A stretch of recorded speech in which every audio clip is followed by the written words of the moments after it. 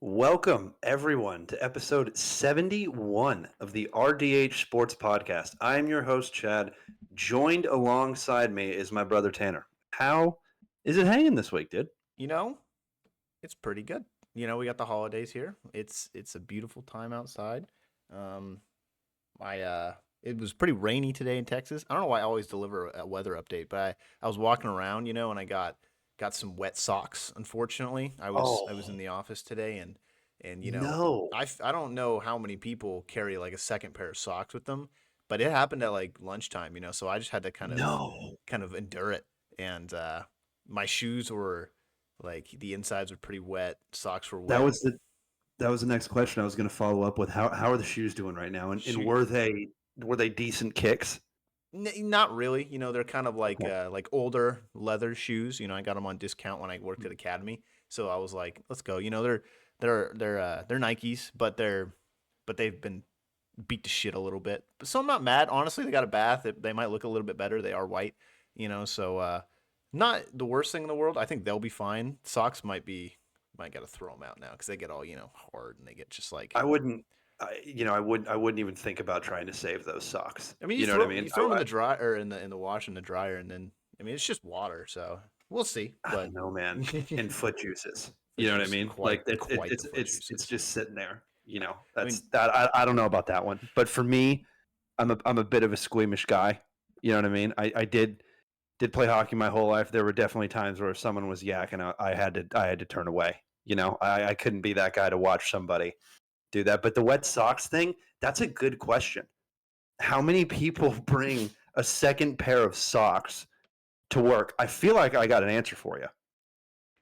Any gym bro, he's got a second pair of socks. that's true. Guaranteed. Guaranteed.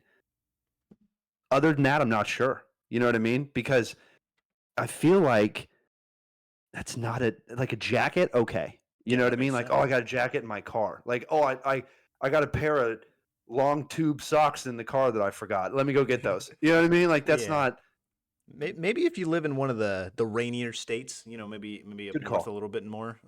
Good call. I've seen people, have like backup like clothes and stuff like that. I feel like, maybe I should be prepared next time. This was a life lesson, and it was a lesson well learned, because I do not want to Okay. go through that again. Whenever I walk around, all you hear is, Yeah, just you know. people are still listening. Like, what are we getting ourselves into? Off the train tracks, right out of the rails. So we're gonna get into some football talk, folks. But hey, you gotta ask how people are doing, and don't even think we're gonna get to the football talk because I'm gonna poke at the beast a little bit in a second. I'm gonna poke Tanner here before we get into the episode. But I gotta let you know what's going on for those that aren't on YouTube and listening to us on Spotify. So today we're talking NFL divisions. Last week, check it out. We talked every AFC team. This week we're talking every NFC team. Then we're talking Week 14 matchups, like always. College reaction time. Notice I don't have my A&M hat on. There's a reason for that. Then we got some college championship games to preview as well. So we're going to get into this. But before we go into the NFL divisions, before we go into that, specifically the NFC side, Tanner this weekend was up by 16 points Oh man, in the Family Fantasy Football League, folks. it was 17. Denver got 18, and Tanner lost by 2. They may have squeaked out a little bit more at the end there. You may have even lost by a little bit more than that, It's 3. but still, we have to talk about the fact that before the game you were up 16 and was going against Denver's defense, and not one but 2 pick sixes, and not to mention a pick six inside of 2 minutes. The guy was down and then got up, and you could tell was like, "Nah, I'm bringing this home." And he brought it all the way home. And you were probably sitting there. That a remote throw moment at that point? Did you throw a remote or a phone or a cushion or anything? There was definitely a slap on the couch, but there was not anything thrown. I try not to break my controllers and things of that nature, but like no, I saw that happen, and there was definitely a scream of "Are you?" Kind of kidding me, and especially it's with my Browns too. Jameis just rips another one, and at first I was like, okay, whatever, it was a pick, and then he gets up and he starts running back, and this is like 2 minutes left in the game or whatever, and Cleveland actually has a chance to go down and like win this game too on this drive. So I was like, okay, like whatever, it's fine. He was down because I was down, like you said. It was like by if he was just a pick, then I think I still would have been fine. They just had to not get to 17, and I ended up losing by 2, like you said. So it was like that one put it over the top, and then I was like, okay, if Jameis goes down here and scores at that point, I was like point 4 behind the person I was playing. And if I was like, okay, if Jameis goes down here, gets a touchdown, on that last drive of the game when he threw the last pick, um, it goes probably into like a different scoring bracket, at that point. And so like I think that would have minused a point and I would have won. But no, Jameis throws another pick and then that's +3. I lose by, multiple points. I don't even have a chance for a stat adjustment on Tuesday. So that was really tough. They ended up getting, I think, 19 in our league, and I needed them not to get 17. So it was like, okay, I guess I just lose. It's a bad beat, unfortunately. If I played Philly's defense instead of Houston, I would have won, which is kind of against Baltimore, which is like, what? There you go. I think every week, because you and I are in so many fantasy leagues, we're gonna bring either a huge fantasy dub or a big old fat fantasy L. Every week, one of us is just gonna throw it in, and I'll just go off the hop. You know what I mean? Now let's get into NFL divisions. This took a while last time.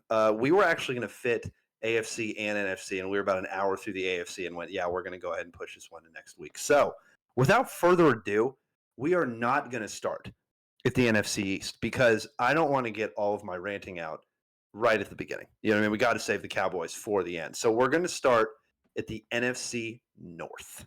Nice. And we have got the Detroit Lions sitting there at 11-1, the Minnesota Vikings at 10-2, the Green Bay Packers at 9-3, the Chicago Bears at 4-8, with the worst pick of all time by me, thinking that they had a chance to potentially. I think I might have picked them for this division. Never mind. I think I picked them second in this division, and that just makes me look a little bad at this point. But hey, they should be 6-8 anyway.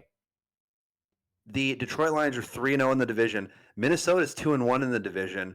Chicago's 0-3. There's no chance there. Green Bay's 1-2. So my first question to you, Tanner, is this an NFC division that you could potentially see 3 teams make the playoffs? I think so. I think it's not alone. I think it not alone can happen, but I think it's likely because you like you said, like the lowest record with the Packers, in playoff contention. Not sorry Bears is 9-3. And that's enough to win a division in a lot of other divisions in the NFL. You go down to the NFC South, who we'll talk about in a little bit, and I'm pretty sure the team leading that division may or may not have a losing record by the end of this whole thing. So you're going to get one team out of there, obviously, but you're not going to get any other teams out of that division. So, like, it's got to come from somewhere else. And I think at least 2 teams and most likely 3, just based on, their records at this point. I mean, it's tough when you got the Lions sitting up there at 11-1, but, like, Packers are only 2 games behind. Minnesota is literally 1 game behind. And if they pull off a game and Detroit has an upset, which very well can happen, then it's, then they're going to be running for the end of the tunnel together. So it's going to be a close race, especially for 1 and 2 in that. But like I think it's likely, very very likely. Okay, so then the Chicago Bears, you already gave it pretty much a 0% chance there. We're both kind of on that page. Yeah, I would give the other. I mean, obviously the Lions. I don't. It's still anyone's division, but like, yeah, Bears pretty much like. I think it's what are they? You said like 4-8 or something like that. Yeah. So like, I'm gonna give them 5 or 2% chance. It's not impossible, but it pretty much everything has to go their way, and that just doesn't really happen for the Bears. But the other one's probably like 95% and then going up 95, 97, 99, for the other 3. Yeah, I mean you have the Green Bay Packers who have looked human at times this year, right? They have not. Jordan Love has not looked, like his former self, but then at the same time, that's the thing with the quarterback situation. It's like one week he's going to go out there and throw for over 300 yards and get 3 touchdowns, and the next week, it's going to be on Josh Jacobs. But again, you now have a guy. I'm not saying Aaron Jones wasn't that guy. Aaron Jones and A.J. Dillon, that was a nasty combination for a lot of years in Green Bay. But Josh Jacobs kind of gives you something that seems like they haven't really had before. Mm-hmm. You know what I mean? Because Josh Jacobs, I mean, he was the best running back in the league, what, a year or two ago? Yeah. Right? You know, he led the league in rushing, and the Raiders were like, we're not going to let him go, and then they let him go. Like, we're not going to let Devontae Adams go. They let him go. And then they got Brock Bowers, and the Raiders are just like, let's rock and roll. Anyway, we're not talking AFC today. What are we doing? We're talking NFC. Packers. I'm there. 90% chance. Like, there's no way. You know what I mean? Washington is the only other team that is close in terms of wins. Everybody else is a minimum of 3 games behind Yeah. in the NFC, which is absurd right now that the NFC South, or sorry, the NFC North is that much of an overachiever this year. You know what I mean? Like, this is a division that the kid comes in and gets like 105 on the test. That was you, Tanner, and wouldn't give a curve to anybody in the class. You know what I mean? That's kind of what this division is. Like, nobody even has a shot. So I'm right there with you with the Packers, and then Minnesota. I'm there too. I mean, yeah, I'm gonna go a little bit lower just because we don't have the same numbers. I'm gonna go 90% chance on Green Bay. I'm gonna go 95% on Minnesota to make the playoffs. And Detroit, I'm not gonna lie to you. I don't think I've ever done this before. I'm gonna give a 100% guarantee. I don't think they can miss it. You know, it's week 14. We've got 18 weeks. So they have like 14, 15, 16, 17, 18. So I don't even think that they can, like, they have 11 wins. Like, that's a lot. I mean, if they lose out, I don't even think I don't think it's possible. If they lose out, it might be. Yeah, no, I don't think it is because I mean, Seattle, they could win that division, and then everybody else.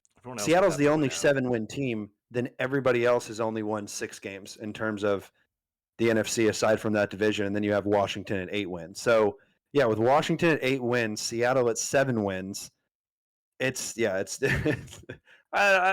just say the Lions are 100% guaranteed chance there. You know what I mean? 99.999 repeating, if anything. I want to say literally. Yeah, per ESPN, they have not clinched the playoffs, and the only team that is eliminated is the New York Giants from the NFC. The who? The New York Giants? Yeah, and that's the only team in the NFC that is technically eliminated. Well, see, there you go. So that's why you gave Chicago a fighting chance. That's why I maybe didn't, but that's okay. And then to round it out, yeah, there you go. And to fighting chance to end it out, you know, we got Detroit with that's the definition of an overachiever. But we can't get to Detroit yet because you got Minnesota, man. Sam Darnold, like, I got this guy starting fantasy this week against your boy. You know, but hey, I have Jaden Daniels and Lamar on a bye right now, so that's a tough one, especially with the double elimination playoffs starting. Tough for me. But Minnesota has to be, I don't know about the biggest surprise in the NFC, because honestly, I thought Chicago was going to be a lot better. Maybe Washington. Minnesota, them or Washington. True. Washington, that's true. One season, we didn't even give them a sniffing chance that they were going to get that division. I had them going third behind Dallas and the Eagles, and Washington's going to get second, so not too far off. But Minnesota, great team, definitely going to make the playoffs as well. Like you said, nobody's 100% yet, but they're 10-2, and they've got those weapons are good, man. You know, Aaron Jones goes over there and looks real good. You've got JJ always that's going to hoop. Hawkinson's now back, and then you have Jordan Addison, who is just, I mean, he's electric to watch. Like, he is a fun guy to watch. And I'm sitting there having Justin Jefferson in my fantasy league, and I'm like, why is that not to him? And I'm like, God, but that route, like, it's just so crisp. You know what I mean? And Sam is throwing a dart pretty much every time. So what do you have? I kind of glossed over for you. What do you have on the Packers and the Vikings so far this season? I mean, you picked the Packers to win, and right now they're still only 2 games out. Yeah, and it's kind of crazy too. Like, you'd think a 9-3 record would do it, but no. I mean, it's the most competitive division in football. Even with the Bears in there, I think that they give each of these teams a hard time every single time they play them. You know, so despite their record, you know, a couple of those 1-score games, unfortunate endings for Caleb Williams, a lot of rookie woes towards the end of those games, and you flip those games, and this division suddenly becomes a whole lot closer. You know, so I'm gonna start with the Vikings though. I love just what they're doing. I mean, I think, thinking about it too, I think they are the biggest surprise in the NFL because, they got J.J. McCarthy in the draft. That's their guy of the future. You let Kurt go. And a whole lot of people weren't expecting, J.J. McCarthy to come in there and be the world beater, the Giants that they are now. Obviously, he gets hurt in camp, and then Sam Darnold gets the reins, and everyone's like, oh, I mean, what has he done in his NFL career?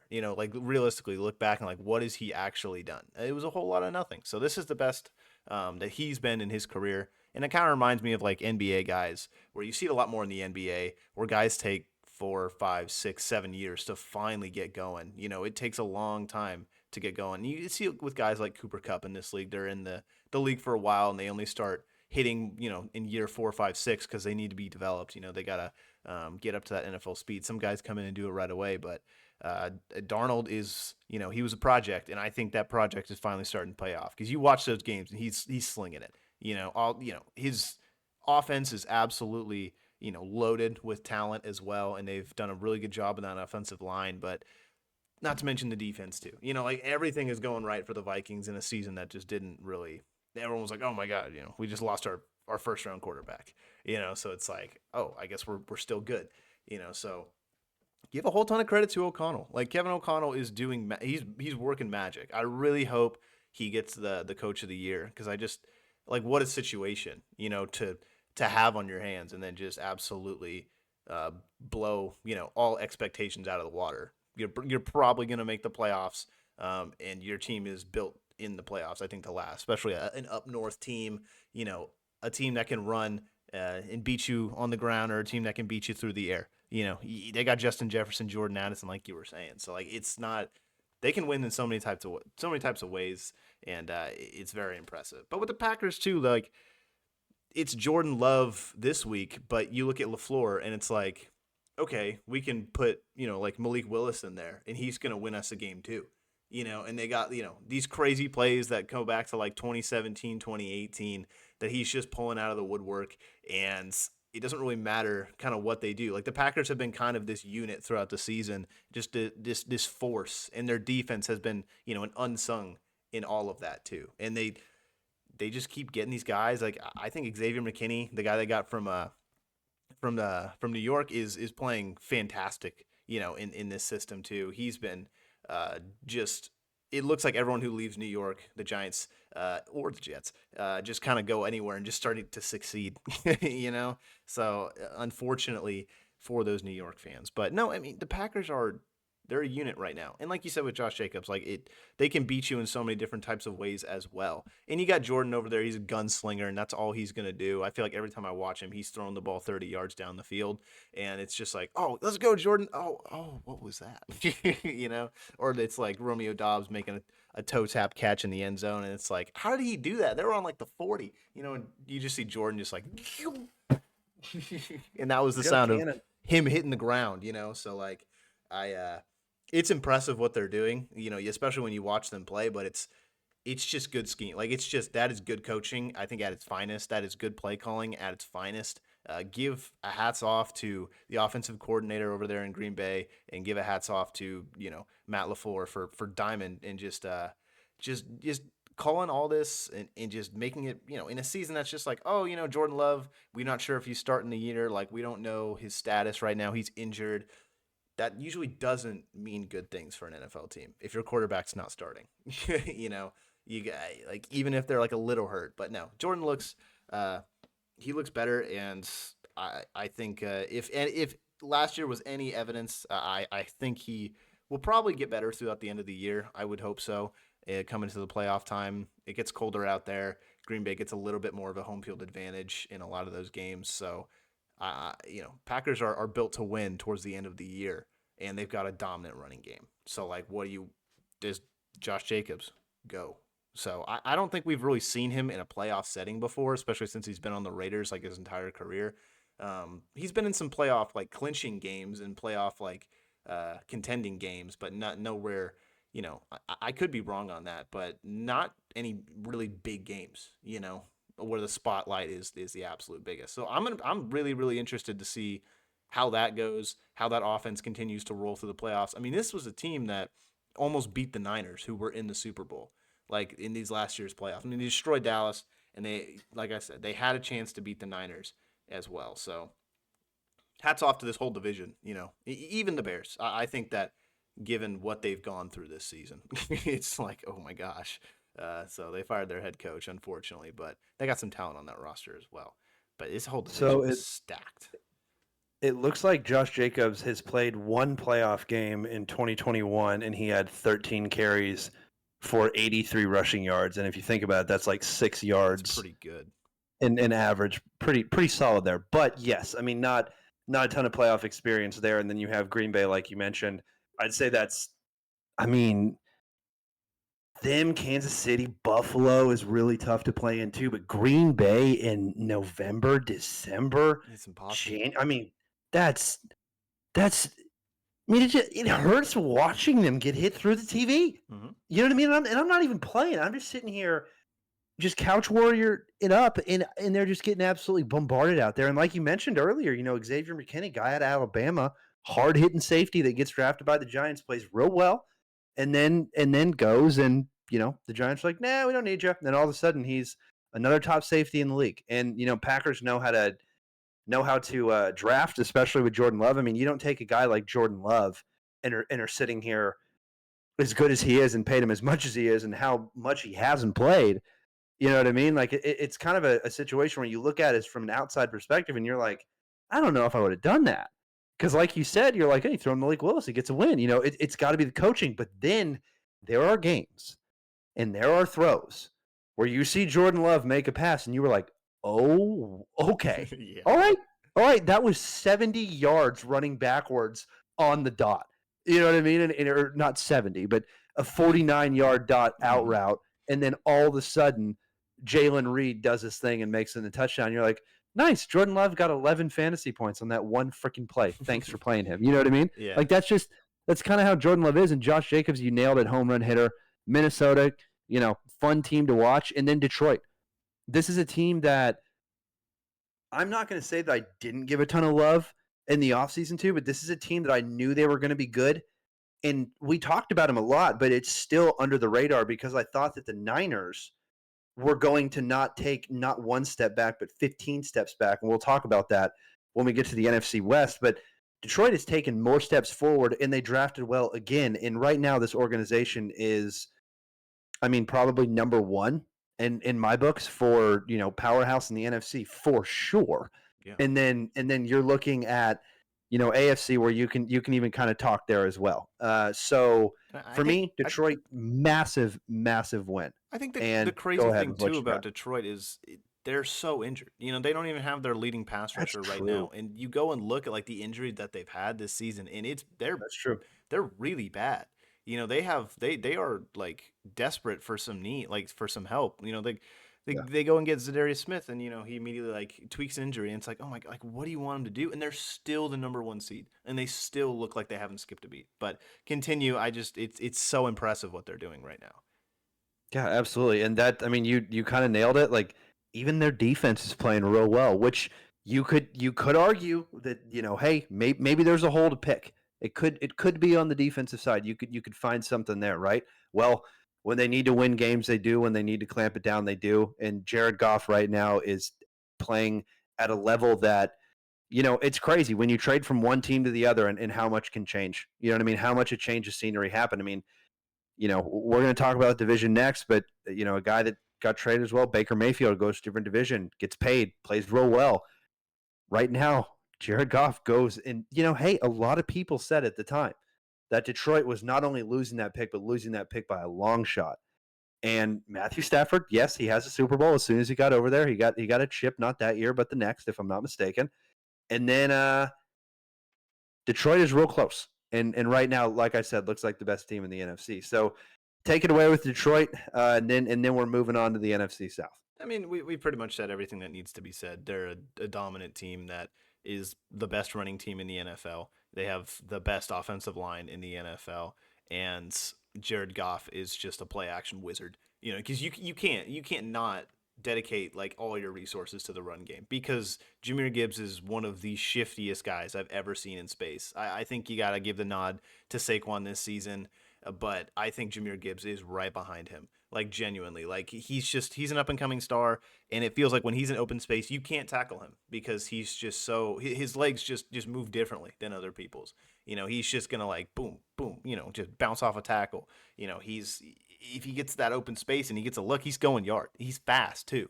So, and then obviously the other compliment with David Montgomery is the exact opposite back. He's a bruiser. He's gonna fight through the tackles. He's gonna get 7 yards after contact. While he has four guys trying to bring him down. He's so strong, and their running game has no flaws wherever on the field they are. They can be in a red zone package. They can be on the goal line. Put David Montgomery in there, and he's gonna get through. So you can be on 3rd and 10, and Jahmyr Gibbs go out for a pass, David Montgomery go out for a pass, and they both of them can do both, and they both bring so many different things. So I love this team. When it goes in 22 personnel, you see both of them on the field, and you have no idea what's going on. So I think they're just it's impossible to game plan against them, and I think they have one of the best offensive young offensive minds in Ben Johnson as their OC, who just keeps trying to get Penei Sewell a touchdown. And I think it's just one of the funniest things in the world. I think last game they had one where it looked like one of the offensive linemen. I'm not sure if it was Sewell, but going out for like a 10-yard pass or something. But he was the one throwing the ball, so it was like, what's going on here? So they just cook it up, man. I mean, Jared Goff caught a touchdown this year, and it's impressive. It really is impressive, but. Their defense is definitely that weakness, especially with given all the injuries that they've had. So I'm curious to see when we get to matchups and stuff like that, how that's going to go down on Thursday night, because that one's going to be fun. But I don't know, man. This team they're the team to beat in the NFL. I think just in general right now, if you're not at least on the AFC side, or excuse me, on the NFC side. But I mean, they got the best record, and they're probably going to be the 1 seed. I mean, Minnesota's right on their coattails, though. You never know.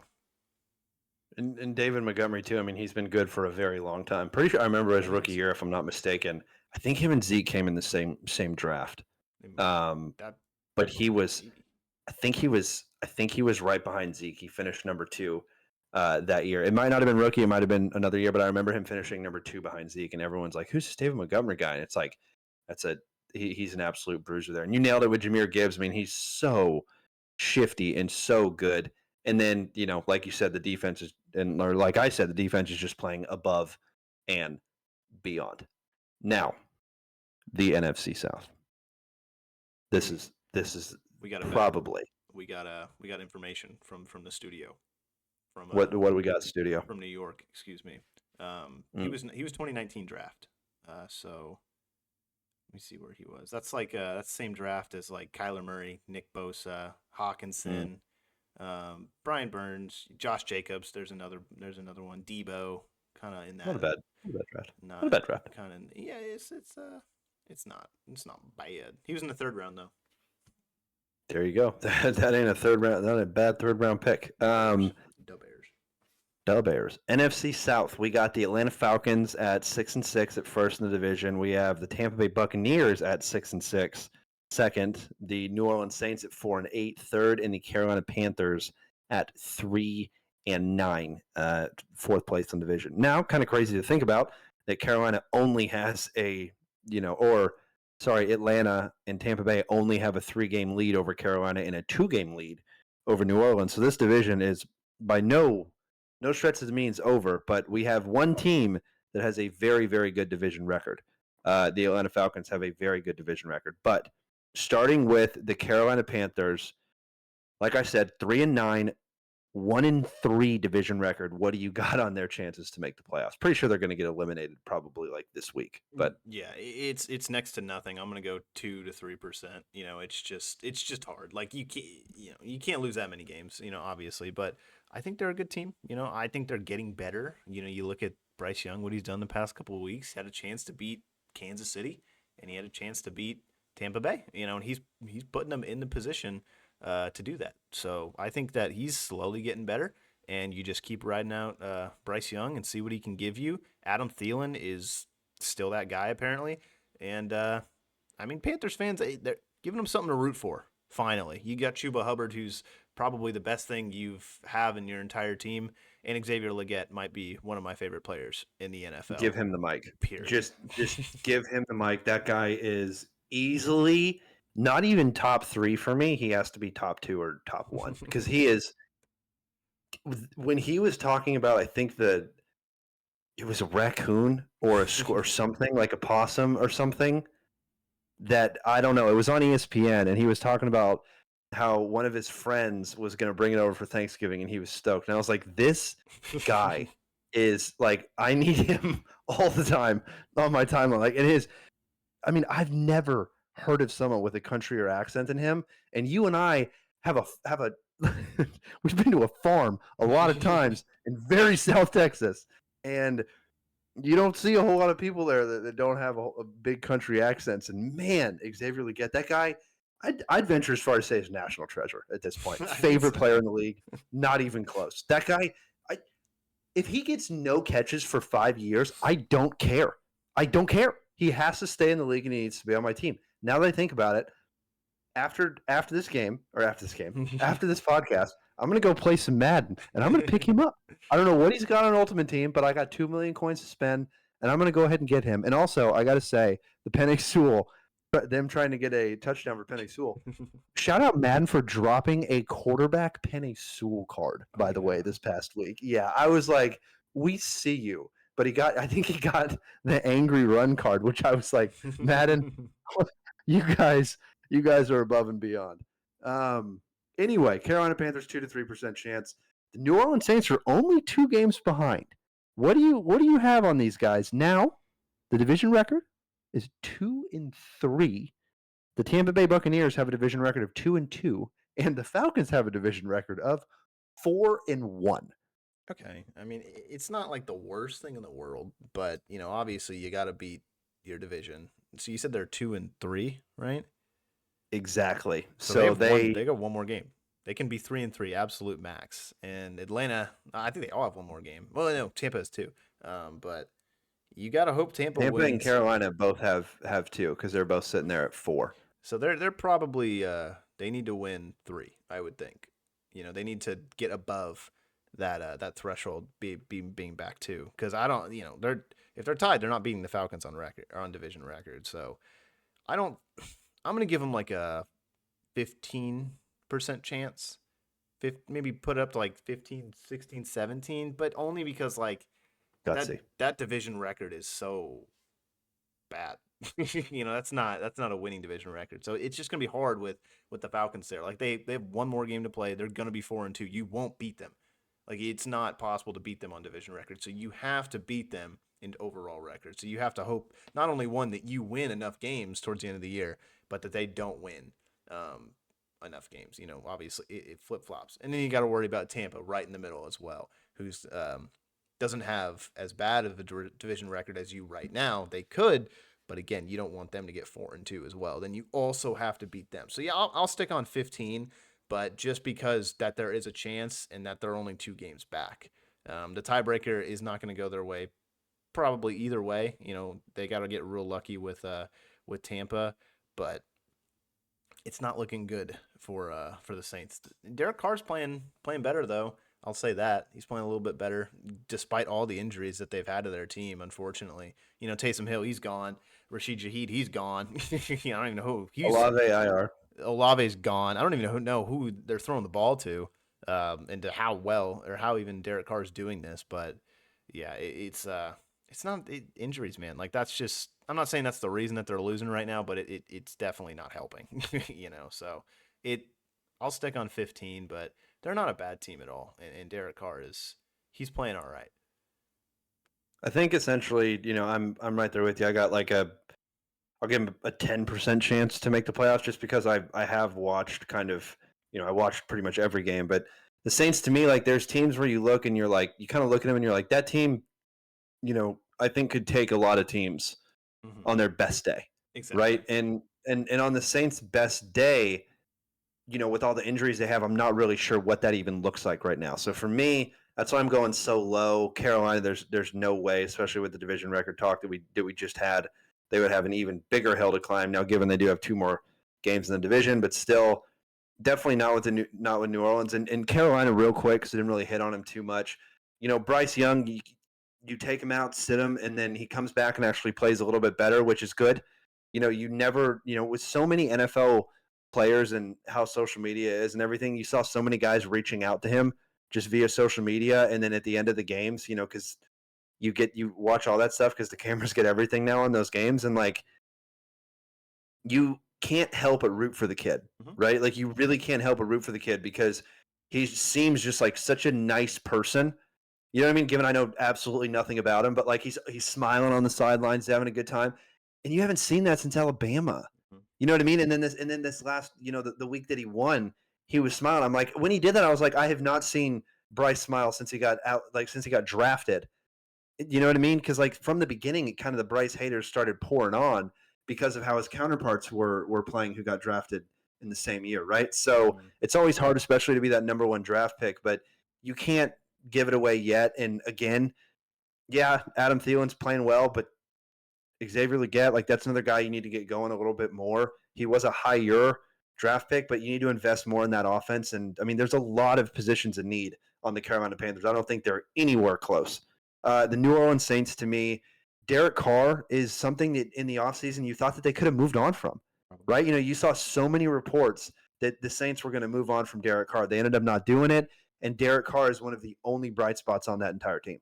So for me, I don't know what the Saints are going to do moving forward, nor do I think that the Saints have that great of a roster moving forward. But and that's only me saying that because you have to play the Buccaneers, who have a solid roster, and the Falcons, who, if you look at the names, have one of the best rosters in football. If you're just going by the names, not the ages next to some of the names as well. But that's what I'm thinking about the Panthers and the Saints. What do you got on Tampa? Because I know you're a big Baker guy. They're sitting there at 6-6. They're same record as Atlanta in terms of overall record, but their division is lacking at 2-2. I think you look at this and you can excuse me, you can draw some comparisons between them and New Orleans, because we just talked about, like, pretty much New Orleans has nobody that they can throw to right now, and it's definitely affecting them. But you kind of look at Tampa and you're kind of like, oh yeah, I kind of see, Chris Godwin, he's out for the year. Kate Otton's kind of been that lead role in the absence of these big receivers. Really good. Kate Otten. Shout out Kate Otten, right? Yeah, he's played fantastically. And Baker is just, that's the kind of guy that, that's what he does. He just finds, this new like target. He's like, all right, you're going to be the guy. You're my guy. And so he just makes these guys, and it, back in the day when he was in Cleveland, it could be, anybody except Odell Beckham Jr. apparently. But like, he loves his tight ends, and he loves, he's going to be a gunslinger. He's going to go out there and he's going to give you a chance to win regardless. So I think, like I said, you draw comparisons with the Saints and how they're not doing well, but you kind of look at the rest of the roster with the Bucks and how well, the rest of their roster is constructed.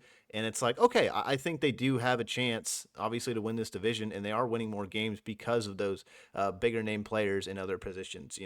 Their overall roster is just better. So they're better equipped to handle situations like this. And Mike Evans is not season ending, obviously, so it is a bright spot. So yeah, as long as you got Mike Evans, you're going to be fine. That's pretty much the moral of that part of the story. But their defense, they lose some pieces in the offseason, but they're still playing at a pretty high level. And Baker's going to go out there and he's going to give you a chance to win. So I've seen him do it his entire career. And heck, he doing it in the playoffs last year. You saw him do him. He won a playoff game, and it was like, what the heck? No one expected that against Philadelphia. So I think that the chance is good. I'm gonna give him. What's their record? You said they're 6-6. Them and Atlanta both are 6-6. I'm going 50%, and then I'm going. Spoiler. I'm going 50% on Atlanta as well, because I have no idea who's gonna win it.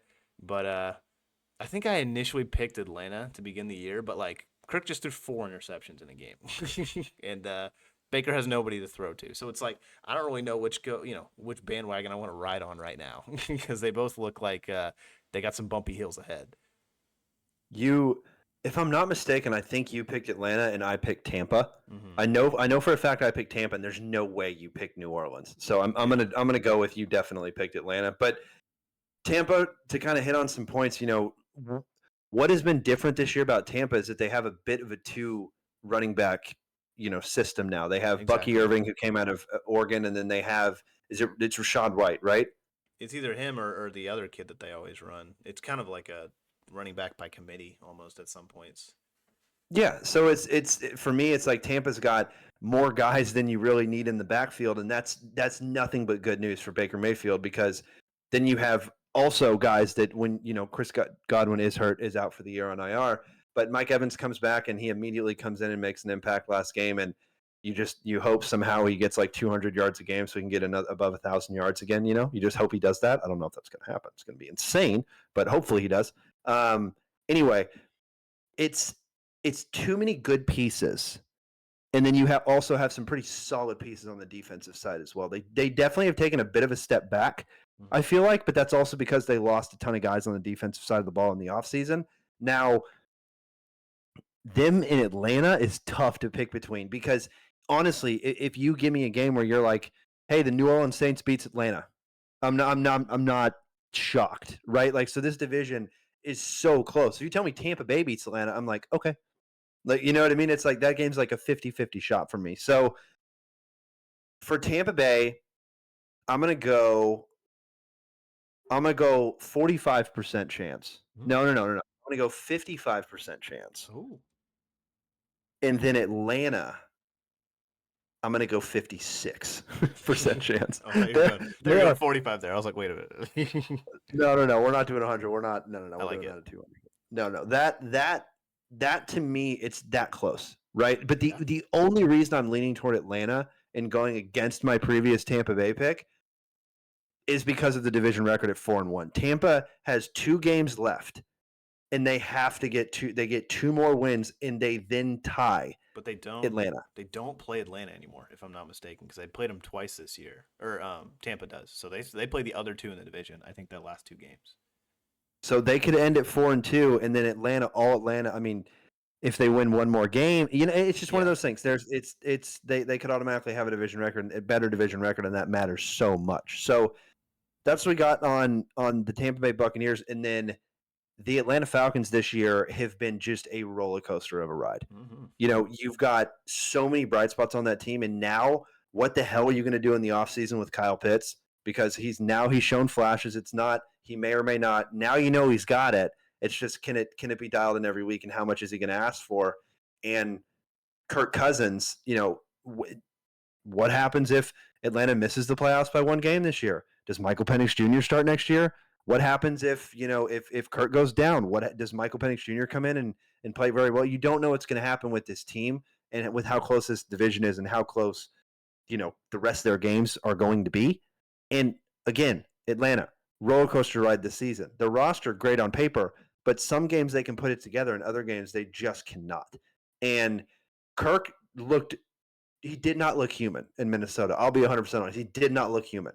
Mm-hmm. But in Atlanta, he looks human. He looks human a little bit. So for me, this is probably the strongest team in this division at this point, because the ones that they've lost, to me, they definitely had a chance to win in a lot of them. And that's a big stat for me. If you're getting blown out in games you lose, okay, then hey, that could be a couple things, right? But if all those games are super close, and all that happened was a field goal at the end of the game you missed, or a drop pass on 3rd or 4th down, like, that's where you got to go back and look. And the Falcons, I think, with the Buccaneers, they're both this close. You know what I mean? This close. So this division and the next division we're going to talk about are the closest freaking divisions in the entire, football world right now. But that's what we got on the NFC South. You got anything else on that division, Tanner, or do you want to move on?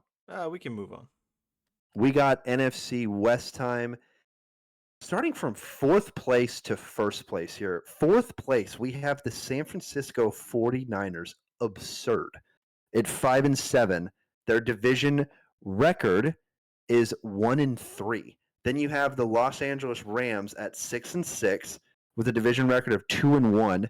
You have the Arizona Cardinals at 6-6 with a division record of 2-1.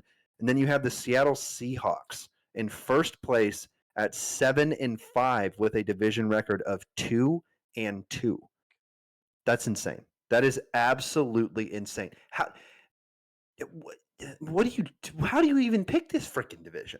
The Niners could still win. The Rams could win. The Cardinals could win. The Seahawks are in first, and guess what? They could stay there. Good luck. You're going first. San Fran, what do they got?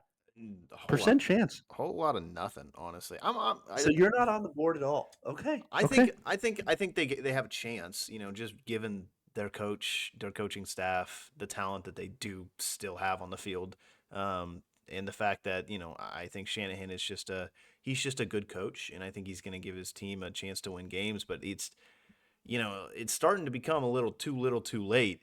And that game against Buffalo, I get it was snowing, but like that was a game that you had to at least compete in. And you definitely didn't need McCaffrey to go down in that game because That's it. they're down to their third string running back. And like, yes, they're a good running team and they have a good running system. And I do praise it a lot, but it's not as much of a threat as Christian McCaffrey. That's just plain and simple. And they've got guys, Brandon Ayuk's out. Like Debo has not been the Debo that we've really seen in previous years. He had a surprisingly he had like over 200 return yards in fantasy. That was kind of cool. He had like 20 points. I was like, what the heck's going on there? But like other than that, it's like, what else do we got? We got, I think George Kittle's having a good year, but other than that, it's like Juwan Jennings is like wide receiver 1 right now. And it's like, that is not what you wanted to see coming into the season. And not to mention, you got Bosa, who I think is still out on the defensive side. Fred Warner is playing through like a fractured foot or something like that. So like the defense just doesn't look as fast, as quick, as powerful, as dominant as it was last year. And they're losing games, like tight games and close games at the very, very end. I mean, heck, they almost lost to Dallas, in that Sunday night game. And they've lost to Arizona. You remember earlier in the season, they lost to Seattle. And those are the games that you need to win, those divisional games. And they're just not getting it done. They aren't. And it's not that they're playing really poorly. It's just that they're playing really poorly at the very end. And they're letting these guys have these situations. Like they have a chance to get, they get the ball back and they boom, 3 and out, give them back the ball, another chance to go score. And it's like, oh, what are we doing? So this was a team that was like absolutely dominant on the ground a year ago, and it looks like they can't even do anything. Like it looks like they can't even run the ball that well. So I'm gonna give them 25% chance, and I think it's a little generous. But the fact that what was their division or what was their overall record again? They're 5-7, and then division is 1-3, but they're one literal win away from being a tie of the division record right now. Yeah, and so I think they're 1 win a game or 1 win away, and they're 2 games away from being in the division lead, right? And we have how many games left? 5, we said earlier. So it's gonna be tough. It's gonna be tough for them. They have to hope for a couple things to go right, but at the end of the day, if they can string together 5 wins, they can get to 10 wins. And I think that could be enough for a playoff spot if some other things happen around the NFC, which I assume that it would.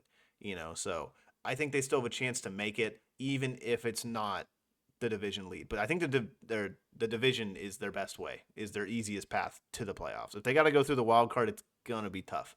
Because like we said earlier, there are probably 2 teams that will make it with a pretty good record, and Washington is right there. And the other 2 teams in your division are also right there. Or other 3 teams, excuse me. So they got to have a lot of things go right, and they need to pretty much, I would say, win out, if not win most of those games, 4 out of the 5. Yeah, they pretty much have to win out, like you said. Massive disappointment of a season. You can look at that as pretty much one of the most injury riddled teams the entire season when you have your bell cow star running back Christian McCaffrey just go on IR and doesn't start the season and kills my fantasy hopes and dreams, right along with it. But it's one of those things that when you have this good of a team and this many good players, when they're not playing, it's what do you think's going to happen? You know what I mean? It's not rocket science. Like how many times have all of their starters played together on all of them? I don't even Not know. once, not a single time. Not a single time this entire season because McCaffrey started it injured, and then Ayuk went on IR not too long after that. So they've never even had it, not to mention that for the first time ever, you have a regression of the offensive line that they've had there, which you've never seen. You've never seen them struggle on the offensive side of the ball or the defensive side of the ball, and their defense is hurt and beat up as well. So not a big chance for me to make the playoffs, but I never put it out with the coach. For me, honestly, I'm going to go like 15 because you like the Washington has a 3-game lead, but then no, I'm gonna jump up to 18 because they only have 1 game away from being second in that division, which is absurd.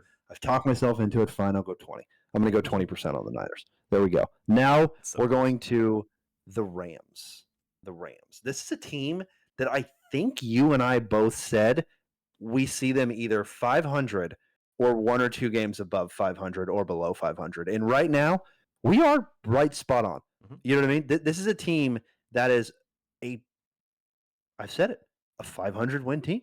I mean, it is like some weeks they come out and Matthew Stafford, Patty Pafford's got 4 touchdowns, 300 yards, and you're like, what's going on here? What's going on here? And you're like, oh, Puka's back. Okay. Oh, Cooper Cup's back. Okay. But again, this is another NFC team that's had their entire offense practically out. So the fact that they're still 6-6 is a testament to Sean McVay, and not to mention that defense has stepped up when they've needed to. But a 500 win team, this is kind of exactly where I thought they were going to be.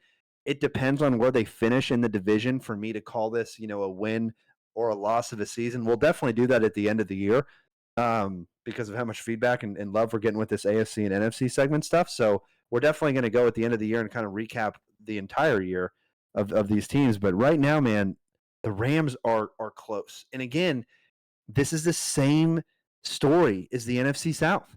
If you were to be like, hey, the Rams beat the Seahawks, I'd be like, okay. Like that's not a shock. That's not a couch slapping moment.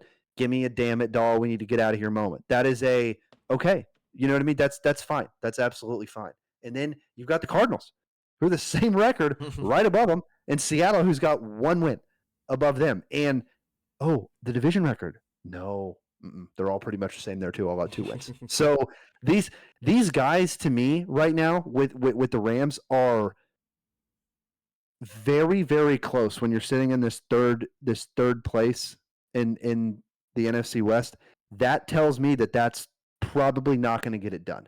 You probably got to be sitting at second place in the NFC West to even sniff a potential chance to go to the wild card. So for me, right now, the Rams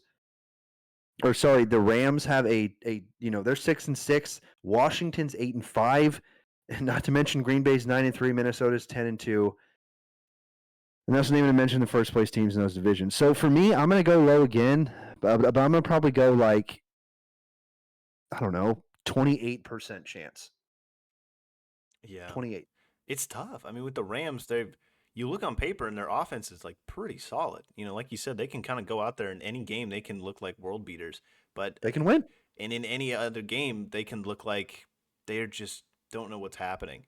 And it just like can put up like 9 points on the board, and it's like, okay, well, I mean, they're playing a really good team. They're playing a really good defense. It's just like I don't. You never know which like kind of Rams are going to show up. They're a talented team. Like since they've gotten Puka and Cooper Kupp back, their offense has been like very much so better. But I think Kyron Williams has been playing well. I think a lot of the whole offense has been playing well, but like it's just some of those games they go out there and just lay absolute eggs. And their defense too is like very unsung. I think they're very young. A lot of no-name guys, some guys that they've just kind of drafted. This new regime under Sean McVay over there on the defensive side of the ball. A lot of just guys that's like, okay, all right, I guess we're rolling with these boys. So like I like it. I think I think they got a couple years for sure, but like in terms of this year, I don't know. I'm gonna go since I said 25 with the Niners. I'll go 28 with the Rams percent, just because their roster is very good, and Stafford always is going to give them a chance to win. And if you told me to pick this division, like just pick the matchups, I always struggle with this division. Just when they're head to head, it's like who's going to win, Arizona or the Rams, and I'm like, I don't know.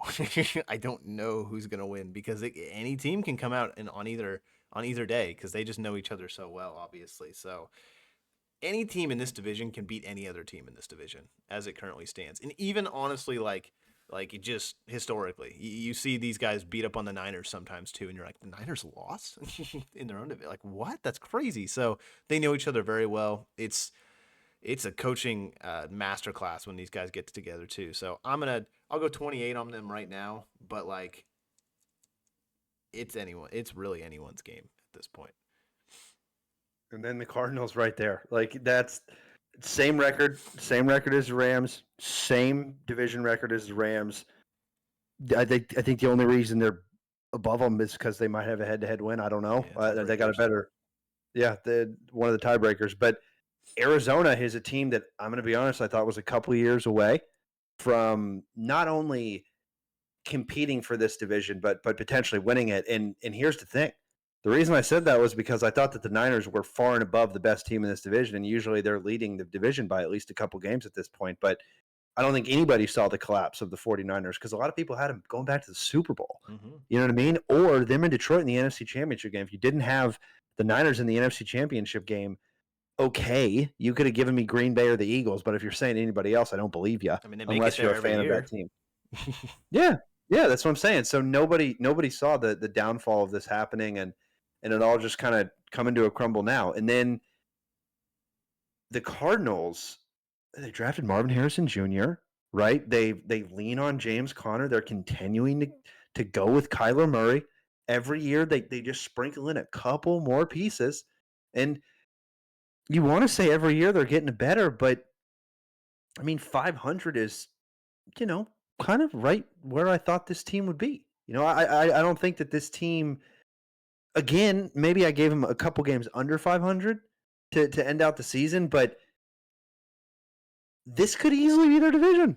All it takes is a one-game swing, and this could be their division. So the Rams and them both, I mean, again, they got a 2-game. They got to win. Got to win a lot of games because, like you said, the best way to win this or get into the playoffs is to win your division. When you're only 1 game down in your division and 2 games down on the closest wildcard team, that's a little bit sketchy. So for me, I'm going to go low again, but I'm going to go a little bit higher than the Rams, and I'm going to go a 30% chance to make the playoffs. So I think I went 20, 25, no, 20, 28, and 30. So that's what I got so far with these guys. What do you got? Playoff chances, Arizona Cardinals. I like the Cardinals. I think I'm going to give. Well, I don't. It's tough with them, and I think this division really comes down to them in Seattle. I know the Rams are like right there in it, and I could be absolutely wrong, but like, I just like the teams that are built to last like in the playoffs. We talked about it with these cold weather teams. Arizona not a cold weather team, but I think they are built like one. They're a team they're gonna punch you in the mouth in the line of scrimmage. Like James Conner. Offensively, they are a battering ram with James Conner, and they just give him the ball, run through the trenches, figure it out. And I think that's the big difference this season is they're not really relying as much on Kyler, creating space in the backfield, making plays downfield. Like they're still doing that, but they have a dynamic running game that they can also do that with. And they went and got Marvin Harrison Jr., who they can just throw it up, and he's just going to be like mine. He's making these spectacular catches. So he's playing really well, and it's hard not to jump on the Cardinals right now, just based on how they're built. And their defense is playing a whole lot better than they were last year. These draft picks are finally starting to like do something. It's a bunch of like no names. It's a bunch of guys who it's like you wouldn't expect to go out there and actually play this well. So it's a whole team effort, I think, on the defensive side of the ball, and their offense is controlling the game, and I think that's really important for them. So I'm going 30. I think just that it's going to be between them and Seattle because they're getting better, and they're starting to believe in this culture, in this new coaching regime that's been going on. So I like the Cardinals. I've always liked Kyler just based on his skill set and his ability to just make plays happen seemingly out of nowhere. And you give him a number 1 receiver and he looks like he's starting to do it again. Maybe not as good of a record, but team's a good team, and they're going to be a hard team to beat, I would think so. I'll give them 30 for right now, and it's gonna be a battle whenever you play the Cardinals because they're gonna punch you in the mouth. And I'm gonna go right next to the Seattle Seahawks. That's another team that can punch you in the mouth in terms of running the football, and also passing the football. Right, like this Seattle team has a 1-2 punch on the wide receiver position and at the running back position. And then on the defensive side of the ball, sometimes they get a little bit in trouble there. And that's kind of why, they're not probably a little bit farther in this division. So you have a 2-2 division record. You still have 2 games to play. that's going to be massive right there. Because if you lose one division game and it just so happens to be against the Arizona Cardinals or the Rams, guess what? Then there's a tie for first place, right? Then everything changes. So that's why this is the only division I think that we've picked we've picked everybody, or for me at least, everybody under 50%. I'm going to give the Seattle Seahawks a 40% playoff chance, because if I were to look at the rosters in this division, it'd easily be the Niners. Mhm. But then you look at the rosters, the updated rosters, right? The rosters that include the injury report and everything else.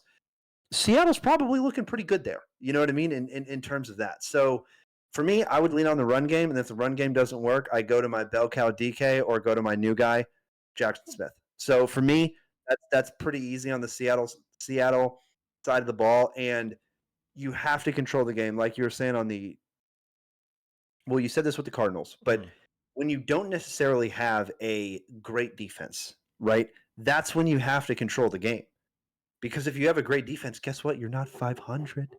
You're not 500. You're nowhere close to 500 if you have a great defense. You're probably one or two games over, right? And that's not really not one game over, but a couple games over, because a great defense, a top-ranked defense it's different, right? It's completely different. You have Philly. What are they? They're number one in their division. You have Detroit, Minnesota, Green Bay. Well, they're with three. Atlanta, Tampa Bay, New Orleans, and Carolina, top defenses there. Tampa's got some good pieces, but this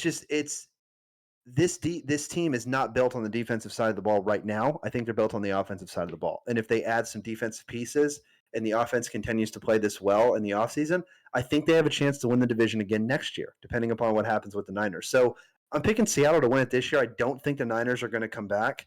And Arizona in the Rams for sure could absolutely steal one. But Seattle right now, I'd be playing, or if I was a Seattle fan, I wouldn't have a ton of confidence, but I have a little bit of confidence because Geno's got some swagger, man. And he's got some, I think, the best targets aside from the Rams with Kupp and Puka Nacua. So that's what I got on the Seattle Seahawks. What do you got? And then we're moving over to the NFCs. We still got one more division. Yeah, and this is the biggest division. But it's pretty much what you said. I think this is not like a traditional. This is not the Seattle team that we've seen under Pete Carroll. It is different. It's a different offense that Geno's slinging the ball, and they're just kind of leaning on it. And you really haven't seen Kenneth Walker been the dominant force that he has been in previous seasons. He's been out. He's had some injuries, but he hasn't been, the world beater. I think that they've been relying on in the past couple of years. And so that means Geno's got to step up. I think that's why Jackson Smith and Jigba is having as good of a year as he's having. And DK's missed some time as well, so it just pretty much opens the spotlight for JSN. So it's not the best Seattle offense that I've seen, especially in recent memory, especially under Geno. I think that he's been a little bit underwhelming this season, but in the big moments, in the big games, it seems like he's just turns it on after a point. He can throw 3 interceptions, but it's like, all right, I'm getting him down there, though. And we're going to get a touchdown with 2 minutes left in the fourth, and it's like, all right. And he's like, I got the read receipts, so it looks like he's got a chip on his shoulder, even when he's playing, not his best football. And I think that you're kind of seeing that this year as a fantasy owner of Geno Smith. But it's just, he's winning. They're in a position to win a division, and he's giving them a solid chance to do it.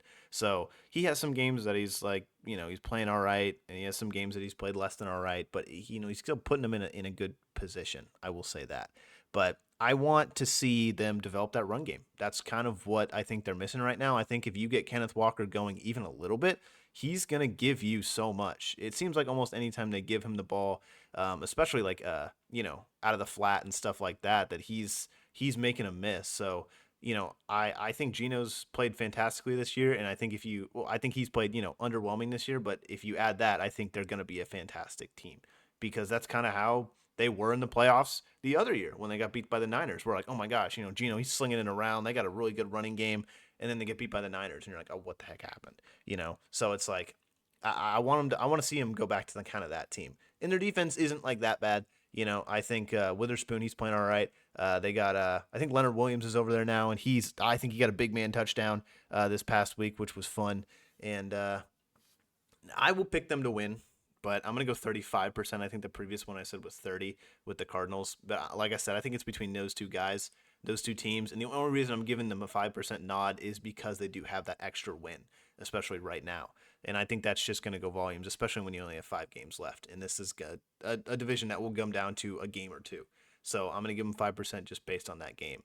But they look good, man. They look like they've struggled at some points, but I think that they're under a new coaching regime and they're still starting to figure things out. But Gino is going to be able to get them, over the hump, I think, in those situations. If they can't run the ball, even if they can't do what they want offensively, Gino is just going to start slinging it. And like you said, I think he's got the best two receivers that aren't Cooper Kupp and Puka Nacua in this division. So it's hard not to pick the Seahawks, but it's hard not it's really hard to pick really anyone in this division. It's like, okay, I think the Seahawks can win it, but then you look at it, like it these divisional matchups are going to be the one. They play, funny enough, I think they play Arizona this week.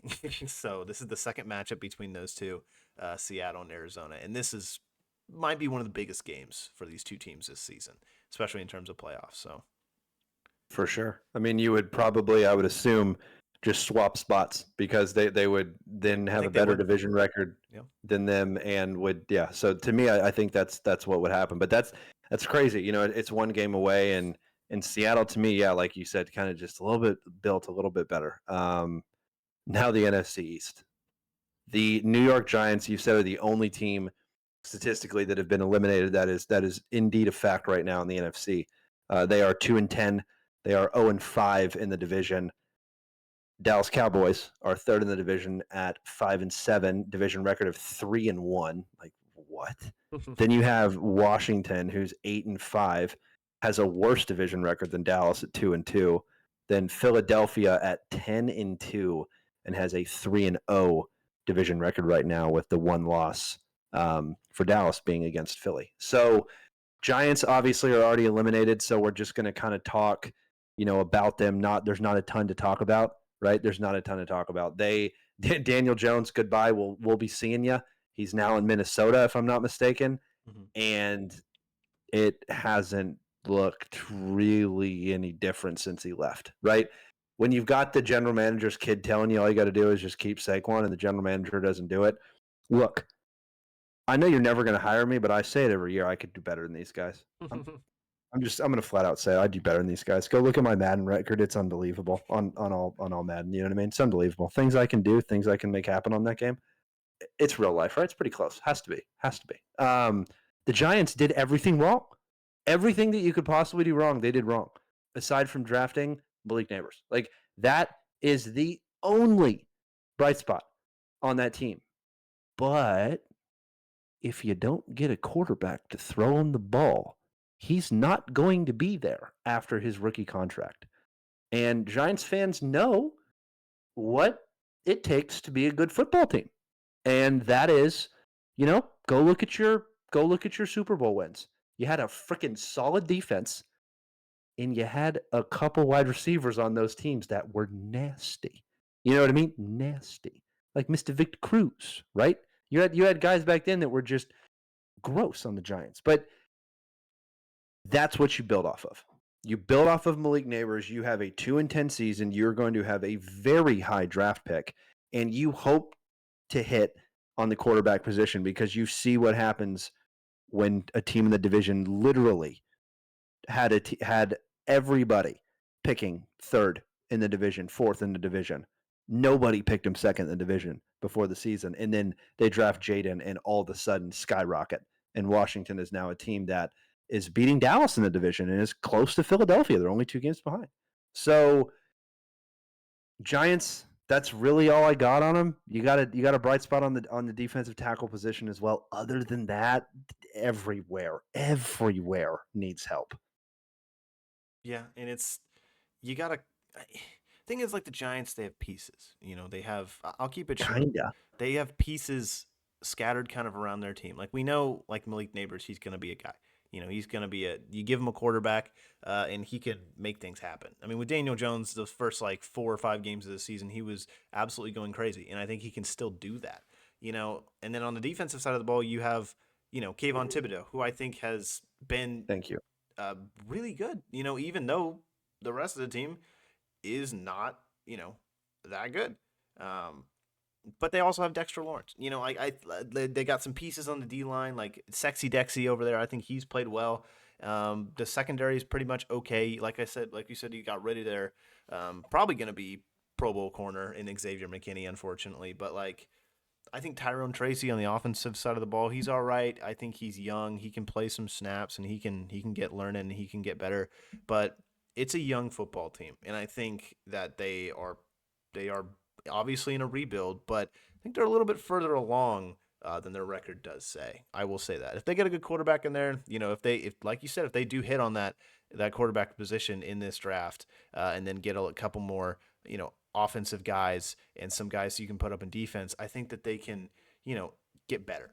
I think that there's a road that they can become a competitive team again, and that is the life after Daniel Jones, which is officially where we are finally. So I like their head coach. I think that he should stay there. I don't think he should be on the hot seat at all. I think that, despite giving Daniel Jones, he made the best out of that bad situation and still got some production out of it and made it to the playoffs, and actually won a playoff game with Daniel Jones, which is absurd. And you beat the Minnesota Vikings too. So I don't know. It's going to be interesting moving forward for the Giants. Obviously they need a quarterback, but I don't think they're as bad roster wise as everyone says they are. So obviously 0%, but there's a little bit of a glimmer of a hope, a little glimmer. The Dallas Cowboys are up next. I mean, to start, when your starting quarterback goes out, what realistically do you think you have a shot to win the season? But when Dak was playing, Dallas didn't really look that good. So to me, I think this season is a complete wash, and you kind of lose as many games as you possibly can because you're not going to win the division. It's not going to happen. Philly's not going to drop every single game. And Washington, I think, is a better team than you are, frankly, right now. So for Dallas fans, this is going to be the most interesting offseason we've had since we fired Jason Garrett, right? Since we let Jason Garrett go and we brought in Mike McCarthy. It's the exact same thing, except, I mean, actually not really. It's pretty similar when you think about it, because when Jason Garrett left, you had Tony Romo, who had signed a contract recently. And all of a sudden, you had a Dak Prescott that started to, well, I mean, that was a little bit earlier, right? But still, anyway, we don't need to get into Cowboys history. But this season, this team has been a massive disappointment. And at home, they're 1-5. And that's where you really got to look at it, right? That's really, really where you have to look at the problems that have been happening is the home schedule, and not to mention everything is taken a step back, right? You had a defensive coordinator that left to go be the head coach of Washington, who took some guys with him, right? Took some, and then it seemed like all the production left with him, right? So you lost everybody on the defensive side of the ball, and you got a ton of injuries on the offensive side of the ball. What else have you seen from this Cowboys team aside from those things that have just been maybe a bright spot or even more of a disappointment? And follow-up question to that, wonder what head coach we're getting this offseason. Wonder what we got cooking in Dallas. I hope they go get Ben Johnson, man. I don't think it's going to happen. I don't know. These rumors with McCarthy, quote unquote, potential to return, and Dak kind of speaking out on it as well. I hope he's not back, but I hope we go get a young offensive mind, somebody who can, because they have so much talent on that offensive side of the ball. Like, you can't say that their roster stinks. It doesn't. They have Dak Prescott, who is, when he's healthy, I think he's a very, very good quarterback, and he's this franchise right now. So as you can see, they're not, doing very well even when he was playing, but I think a lot of that leans on that defense. Now, being that said, with the defense, like, there's been bright spots. DeMarvin Overshone, I thought he's played really well this year despite everything that's happened. Micah obviously is going to be a guy who's going to get sacks, and he's going to put pressure on the quarterback, and he's going to make a difference on a defense. Diggs has definitely taken a step back this year, but maybe it's because of that lack of a pass rush, lack of a defense just in general. And you haven't really seen a whole lot of Deron Bland. And, he's coming back from a serious injury. I wouldn't expect him to go out there and get 6 pick sixes again or whatever it was. So it's very much, we talked about it in the exact offseason. I said, this is going to be like a transition year. This is kind of what I wanted it to be. And it's turned into more of like just a wash it year. It's just turned into this thing where you just kind of shove it under the rug and kind of forget about it. Get a good draft pick, maybe rebuild your team a little bit. But that's kind of what I've seen. It's offense is fine. I like their offensive pieces. I would love another receiver. I think Jalen Tolbert isn't, he's a pretty good number 2 to number 3 guy. Brandon Cooks, same thing, number 2 to number 3 guy. You're not getting rid of CD anytime soon. And him and Dak have a special connection. So, you can look forward to that in the offseason, in the next season. But it's just the offensive line is still pretty good. It's not like the best in the league, but Guyton hasn't had the best rookie season. But, you still have Tyler Smith. You still have Zach Martin. You still have Cooper Beebe. You still have Terrence Steele, who are all guys that have been multiple year, maybe not Cooper Beebe, but the other guys who've been multiple year starters on this offensive line, and Beebe is about to be a multi-year starter. Guyton he's kind of getting there. He's starting. He's going to get more reps, and he's going to learn under these guys. I have faith that they're going to put. He's a first round draft pick. They're going to put a lot of resources into him. But these guys, it's going to take some time, I think, for them to reload through the draft. That's what they always do. And get some more guys on defense, get a new defensive coordinator, and see what you can do, because you know that you have talent. The year before this was evident of that. They won the division, which is not something that anyone thought they would do. They were the number 2 seed, which is not something anyone thought they would do. Obviously, they got blown out at home against the Packers, which started this whole, downpour of Cowboys. But like, they have talent on their team. I just don't think they know how to use it is the problem, and I think that's pretty much par for the course for a coaching change. So I see it as something that's inevitable. Maybe Jerry doesn't, but when has Jerry made the best decision in terms of the Cowboys? It's been a while, unfortunately. But 90s. Yeah.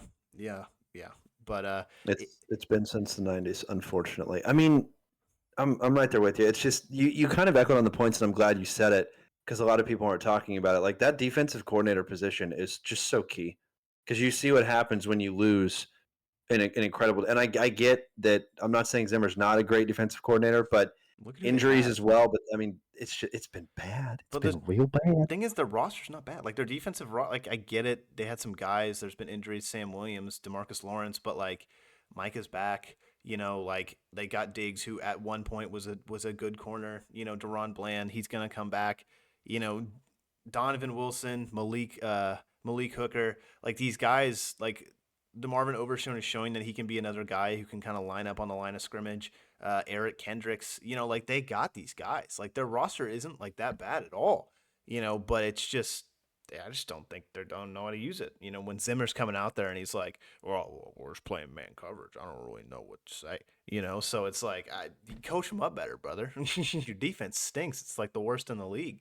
So I think it's the same problems they've been dealing with for the past 15 years, pretty much ever since, even longer than that, ever since I've been alive. So it's just get a defense, and it stinks that you can't have the good offense and a good defense at the same time if you're a Cowboys fan. It really stinks, but they got talent. They just need someone who knows how to use it on both sides of the ball, really. Yeah, and then when you do have a good offense and a good defense, you can't get a good head coach. You get out coached in the playoffs. Moving on to Washington. Like you said earlier, this team, Minnesota, probably. You could go Detroit, but they were really good last year too. Is as like the best just comeback. Detroit, you can't put in comeback teams. Minnesota was decent last year, but 8-5, 8-5. The chance to finish the season with 10 wins. If you would have told me that Washington would have had 10 wins in this season, I would have said you're insane. They got a rookie quarterback starting. Not a ton of rookie quarterbacks get 10 wins. Well, this guy definitely can, and he's only a couple games away. And also, not to mention the fact, yes, he did win off of a Hail Mary one time. Yes, he did do that. But there's a couple games they could have won that he lost. And you might not want to admit it, but There's some games where he could have won it. And you're like, this team could literally be one game or tied with the Eagles right now. If a couple of those games would have gone right, if a couple of those runs would have gone right in the game that I'm thinking about. So to me, it's a massive, massive win. Massive win. Not to mention the fact of you still have a shit ton of money in the salary cap. So like you're going not only are you going to get better, you're going to get way better this offseason too, which is insane. Which is absolutely insane. I can't even think of the guy that's making the most on their team. That's how many cap friendly deals they have on that team because maybe Scary Terry, maybe an offensive lineman, maybe. You know what I mean? I don't know. Maybe there's a defensive guy that I can't think. Oh, there is. The defensive lineman that they have, but didn't they lose him? I don't know. Well, I don't know the Washington Commanders salary cap. I'm going to look it up when Tanner's explaining because now I'm interested. But it's simple. They got a quarterback. They brought over some defensive guys. They got a head coach, and all three of those are far and above and beyond what anybody thought they were going to be. And guess what? The only team close to them in this division is the Eagles this year, and the Eagles are better than them. So for me, Washington, massive, massive win. And this division, if Dallas gets good again, is going to be a really, really fun division to watch for a long time because you're going to have three teams going at it, but for sure two teams going at it with the Eagles and the Commanders for the foreseeable future. What do you have on Washington? Yeah, and before we at least I move on to Washington, like I think I'll give Dallas like a 7% chance, so maybe 6% chance to make the playoffs. But I wanted to preface that because I will give Washington. I'll say they're more towards just to make the playoffs in general. I'll give them a 95% chance. I don't see them missing it just because I think they're going to lock in that 7 seed. I think that's where they're going to sit. And Grant, they've got a couple games on those guys in the NFC West who's going to be their main competition, and maybe one team in the NFC South, whichever one doesn't win the division. But like those teams are all kind of like 6-6, around 500. So that's kind of where I'm putting that knowledge. But with Washington, I mean they went out and they got Austin Eckler. I nailed it, by the way. Terry McLaurin's number 1 on cap, and the defensive end that I always mix up, Daron Payne, is number 2. So get that. And then let me tell you something. This is crazy. Ready for this? Guess who is number 4? Number 4? Number 4 on their salary cap. So Terry McLaurin has a $24 million cap hit this year. Daron Payne has a $21 million. It drops to Andrew Wiley at $9.4 million. Then Jaden Daniels at 4 with $6 million. That's crazy. So when I say they have salary cap money, they may have the most salary cap money because that's 2 guys with $20 million on the team, and that's it. No, and to your point, it's been bargains. Like they drafted Brian Robinson, and he's turned into a number 1 running back in the NFL. Not like number 1 overall, but like just a guy that can destroy any defense on any day, He's close. And Austin Eckler is a guy who's the exact opposite of Brian Robinson, who can catch passes out of the backfield, who can be that guy you can put in when Robinson's not in, that's happened a lot this year. But he's been dynamic as well. So they have kind of that two-headed beast at running back. So I like what they got going on. Obviously, Terry McLaurin is going to be that guy every single year. It doesn't really matter who his quarterback is. And when you give him a good one, he's really going to be that guy. I think I want to say he's like 3rd in the league in receiving right now, which is very Terry McLaurin. So, kudos to him. It finally happened. But like you said, I mean, the defense is it's not a lot of like super big names. It's a lot of bargain guys. It's a lot of guys that they got in free agency, guys that kind of work with Dan Quinn's system, rotational guys that you can kind of just throw in and out and them still be a good defense. I would have expected them to be a little bit better, I will admit, under Dan Quinn. But again, you kind of saw the same thing when he was head coaching in Atlanta. Like the defense wasn't like amazing, but it could like suffice. Whenever he's in that defensive coordinator role, it's I think kind of where the defense kind of shines. But once he goes to the head coach role, it's like, okay, yeah, defense still pretty good, but team's also pretty good, so he kind of puts his talents, he distributes his attribute talents, if you're playing Madden or you're playing any other kind of video game kind of stuff. But I obviously like it. I'm going to go with, like, I think I said like 95%. to make the playoffs. I think I don't see them not. I think that I see them kind of sitting in that 6 to 7 seed area. I don't think they get the 5 because I think Minnesota is probably going to get the 5, or if somehow Detroit, bombs out the season, I think they probably get the 5. But it's going to be 6 or 7, and then they're going to have to go play the 2 or the 3 seed, which is going to be fun. But I don't know. They're a really good team, and they're built to last in the playoffs. It's just going to be up to Jaden, really. It's going to be like, can he do it on the biggest stage against the best teams in the NFL? We saw him against Philly. He looked human for the first time, and he started to look a little bit more human in a couple games. But, I mean, Dallas, they went into Dallas and they got beat, and it's like, okay, at least there's, like I said, at least he's human, but comes back and just absolutely destroys the Titans, and it's like 28-0 at one point, and it's like, okay, well, maybe maybe they're for real, maybe the Commanders are for real, and their jerseys are 6 too. So I like this team a lot, and I think that again they're a dynamic offense that can control the ball and take time off the clock for their defense, a defense that is a lot better than a lot of other teams who have that kind of stamp on them that we've talked about today. So. And then going right into the best team in the NFC East, you have the Eagles, right? They got, you could argue, got a little worse over the offseason. Then all of a sudden they signed Saquon Barkley. And that has quite literally been the bright spot. And, now Sirianni's not on the hot seat anymore, sitting there at 10-2. And you've had injuries the entire year with A.J. Brown and Devontae Smith and Dallas Goedert. And that is your entire pretty much receiving core right there. And they've been just injury riddled throughout the season.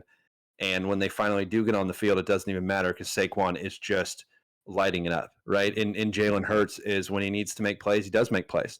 And yeah, they have 2 losses, but at the same time, this team has been pretty damn good for a little bit now since Sirianni's been there. So their roster continues to get better. They continue to draft very, very well. Jalen Carter is finally starting to be the number 1 defensive tackle that everybody thought he was going to be. He's always in the backfield. Go look at rdhsports.net. Check out his scouting profile that I did on him at Georgia. It was a blast. I said he was going to be number 1 in that draft, and he is, and there's a reason for that. And Philadelphia got him way later than they should have. Then they get Cooper DeJean, a guy that a lot of people was the number 1 number 1 corner, and or if you wanted to play him at safety, he could be as well in the entire draft. And they got him. And he fell. And then, not to mention the other guys they got the couple drafts ago with, what is it? I think Sidney White out of Washington or something like that. And he was a high top corner as well. So you've got all of these guys that they continue to just add. And guess what? None of them are missing, right? None of them are missing. I mean, they picked up Devin White in the offseason and they cut him because he couldn't get on the field. Like, that's how good of a defense this team is. You know what I mean? That's how good of a defense this team is. So, for me, the Eagles are the second best team in the NFC. Like, I think if you put the Eagles against the Minnesota Vikings right now, they're the only teams that are 10-2.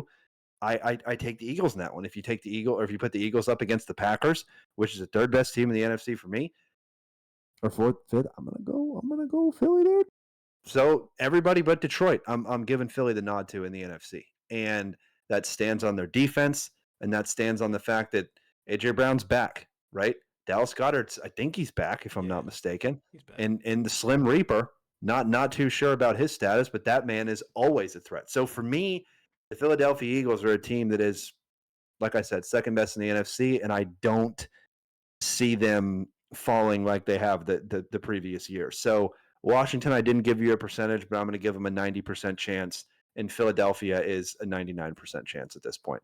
So that's all I've got on the NFC. Tanner, finish us out, and then let's get to the matchup segment because it's been a little while here on this one. I know, yeah. We are kind of, if you're still with us, thank you. We are in the last team, about to, get on with it. Maybe I'll extend this introduction a little bit longer. No, Philly's good, man. I mean, 99%, 100% with Chad. They have the best running back in the NFL. They have 2 of the nastiest wide receivers in the NFL, and I think the big thing about this team is those defensive draft picks are starting to hit, like you said, with Cooper DeJean, and they got Nakobe Dean.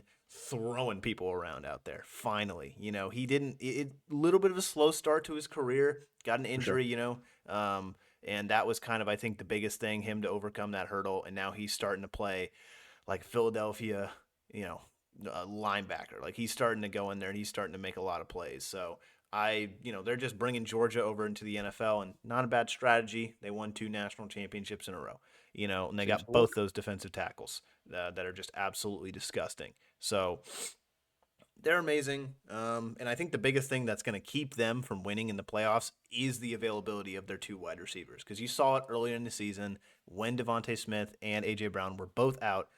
Their team was clearly worse. That offense clearly took a step back. Jalen couldn't do the things that he wanted to do. And the offensive run game just wasn't getting, the amount of yards, the amount of points that it usually does. But when you put those guys back there, you can't single cover A.J. Brown. You're going to have to single cover Devontae Smith, and you're going to get paid for it. You're going to get burned for it.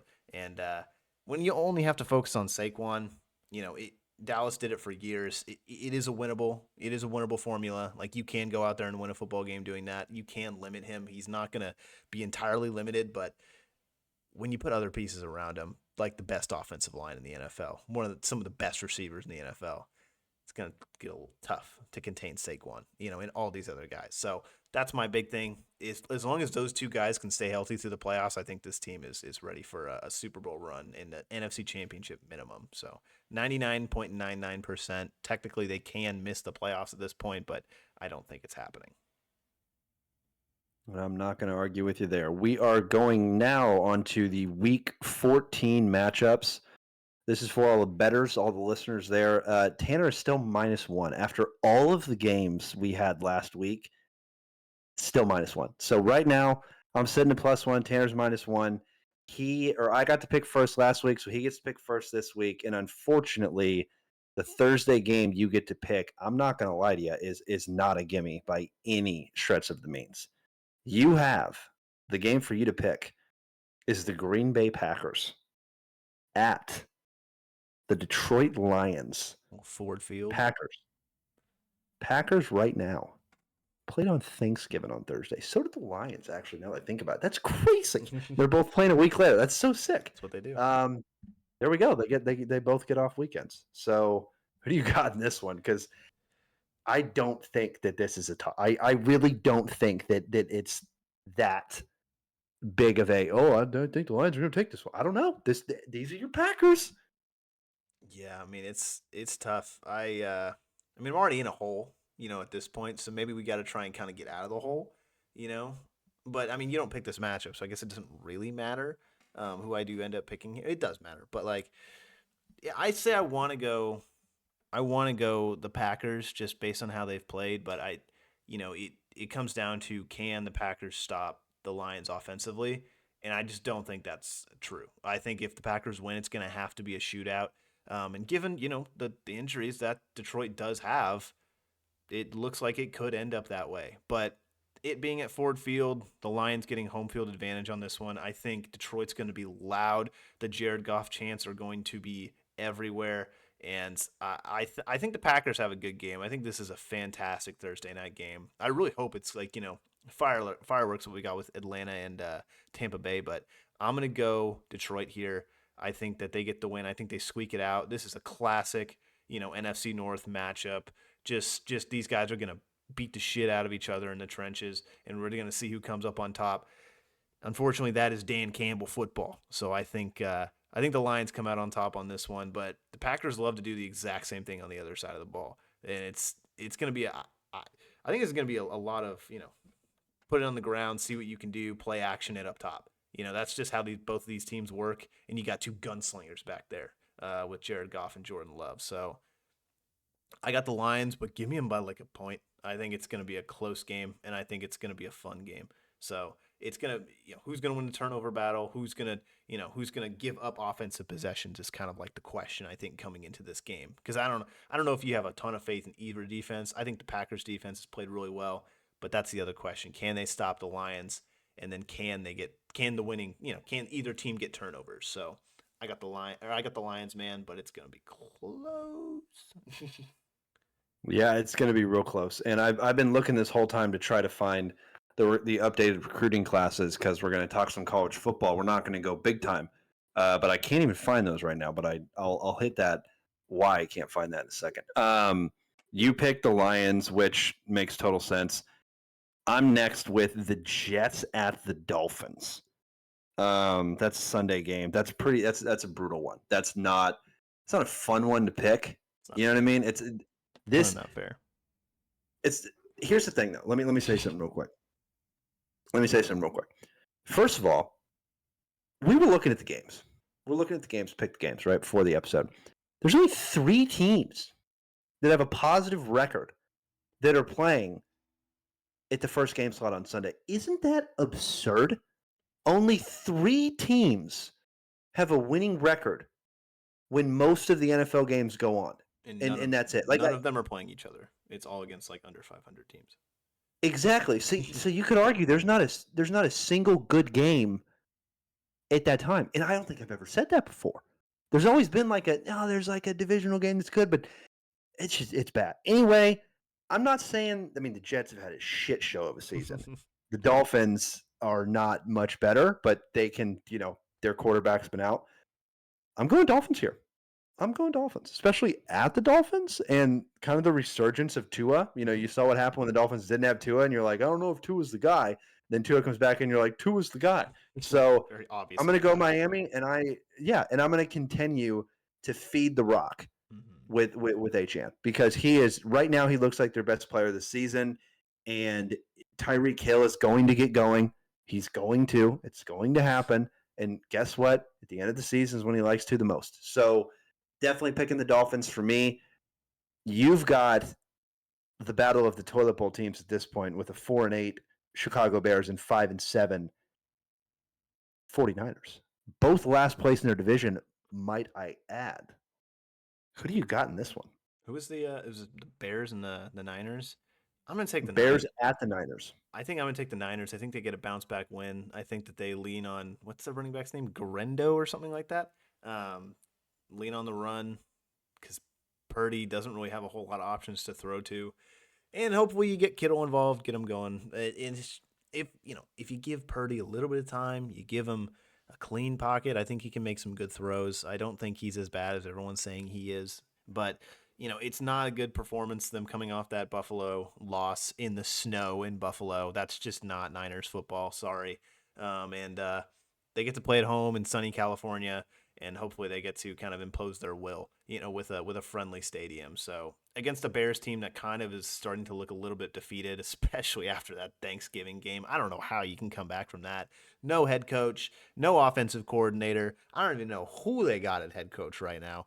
And yeah, give me the Niners. I just think they're even with all that, even with all the injuries that they've had, I still think they're a better team right now, and that can beat Chicago. Chicago's defense is going to give them a test, but it's still the Niners. It's still Kyle Shanahan. I still have faith that he's going to get the ball moving. I mean, with Mason in there, even though he's now on IR now, like they were able to move the ball as well. So they just got to go out there. They got to put up points. Purdy's got to play well, and it's pretty much going to fall in Purdy's hands to get him into the red zone, get him into the end zone. So I got the Niners, but I could totally see this being like a slugfest, just a 6-9 matchup. Something just gross. Yeah, something nasty. Next game, Sunday night game, we've got the Chargers at the Chiefs.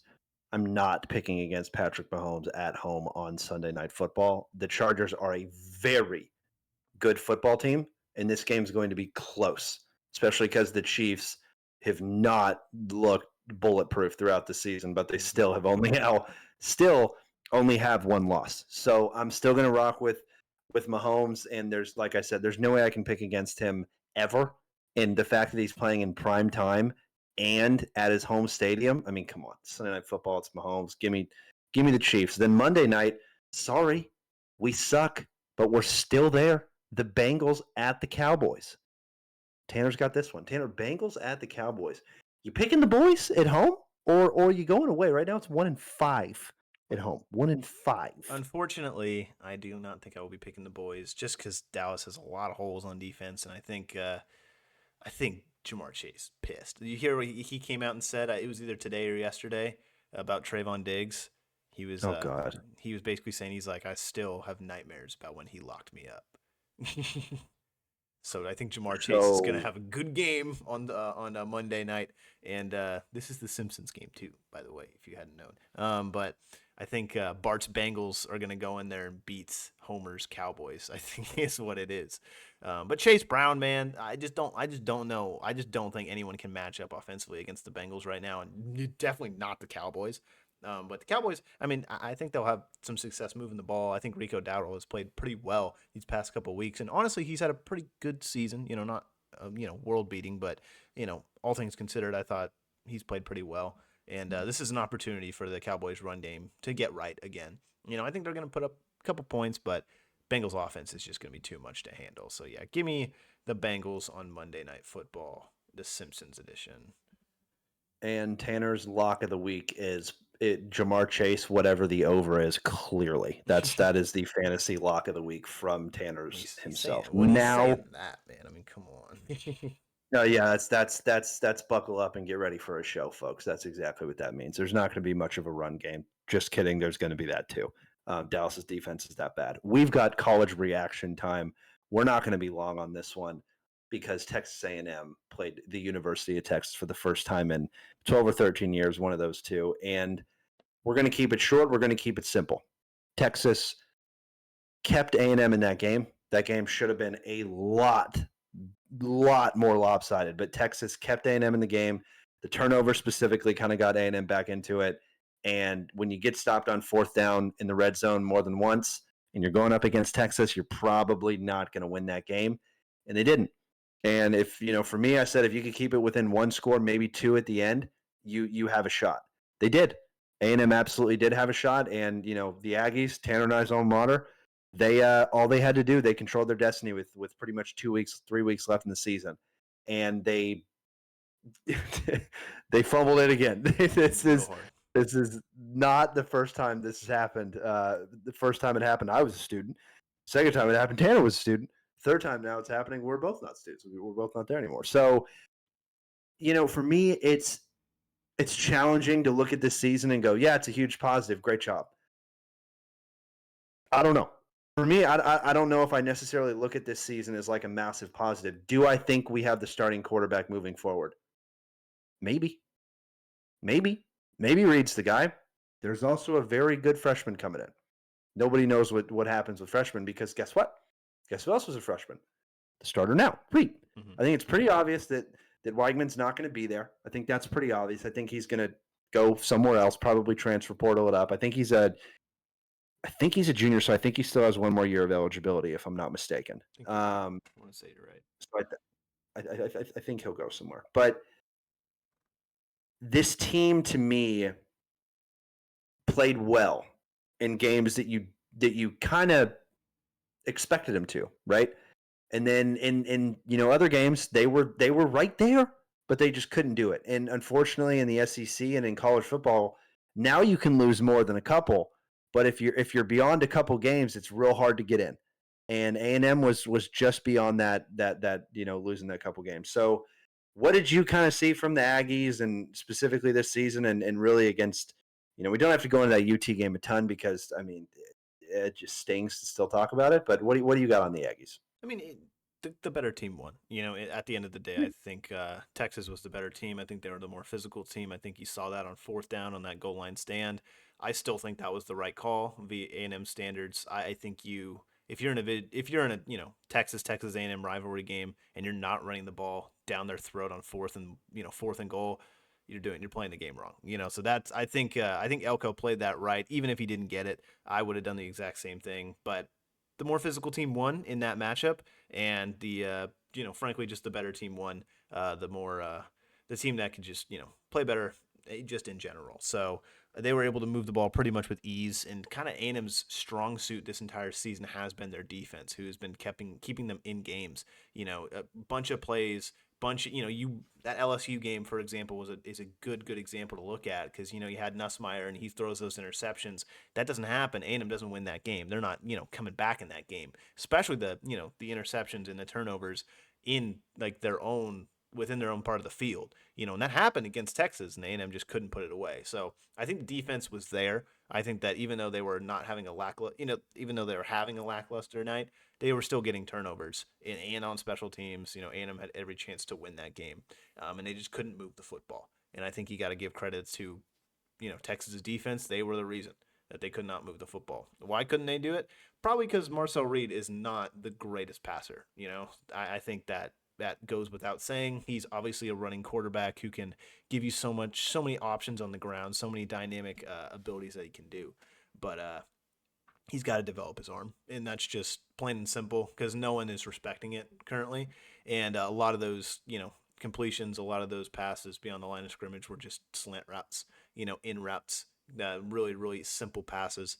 Nothing really stretching the field. You would occasionally get them throwing them past the yard markers, but or the first down markers, but it didn't happen often. And when it did, sometimes it was off. It was just like he needs to develop. Obviously, he's a freshman, just needs to get better. But he's got the running ability down. He's a shifty quarterback, and like I said, if he can develop his arm, and he's got a ton of time to do it, I will say, I think he's going to be pretty good. But granted, that is upon the caveat that he does develop into that passer as well. But they were a one-dimensional offense, and you could clearly see it this season, I think. And with the revolving door at quarterback, you really didn't get a whole lot of stability, and it's tough. I think that all things considered, you can consider it a win, but they definitely had hopes for more in this season, especially being a top-ranked team to start the year and losing to Notre Dame in a game that they probably should have won. It's kind of tough. So losing to Auburn at the end of the year is a game you don't want to drop. It's just these games along the way that you can't drop. So I think A&M, they've got a good roster moving forward. I think everyone's A-okay with Elko being the head coach.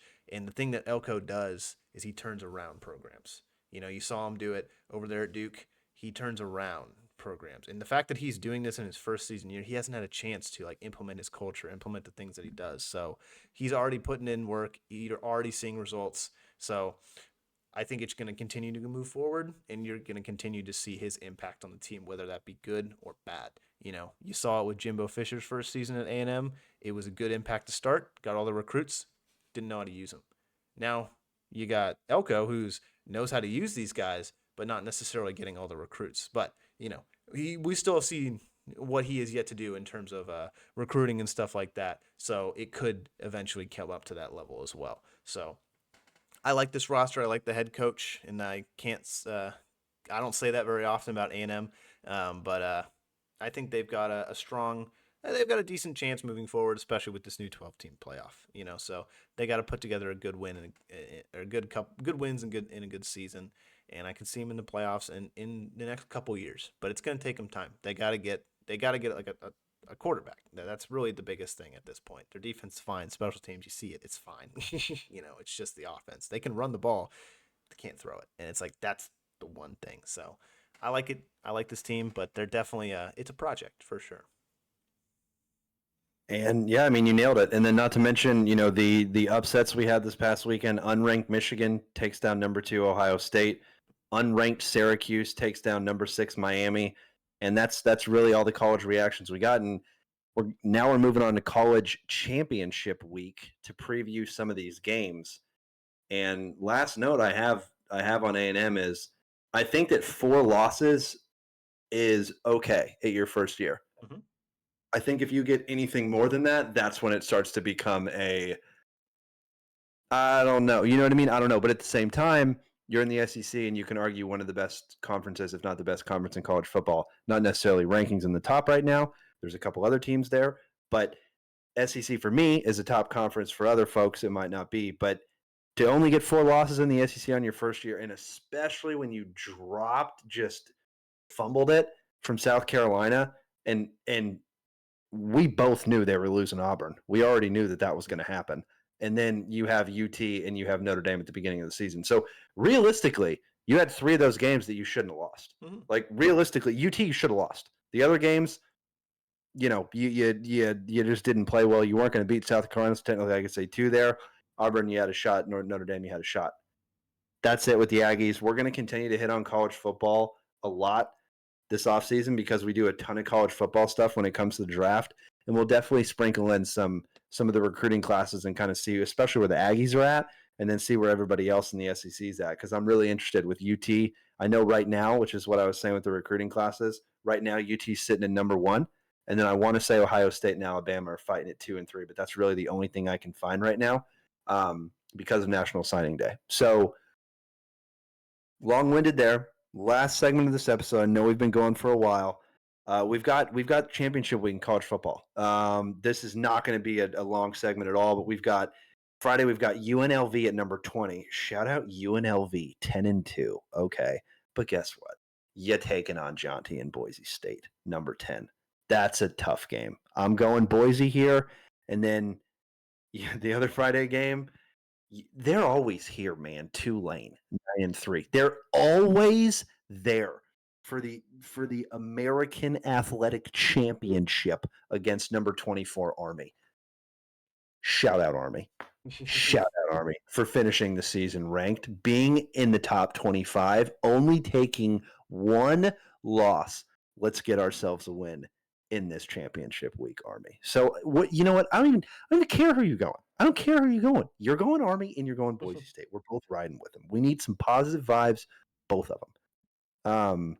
Saturday is the big day, and I didn't even look at these games yet, dude. There's so many good ones. Okay, we've got. I know, but I forgot that these two teams were playing. Not these two, not the next one, but the following one. We've got Iowa State at 16 versus Arizona State at 15, both 10-2. Arizona State.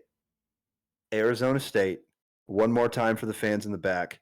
Arizona State. This team, dude, they've had a couple wins at the end of the season where everyone was like, they beat who?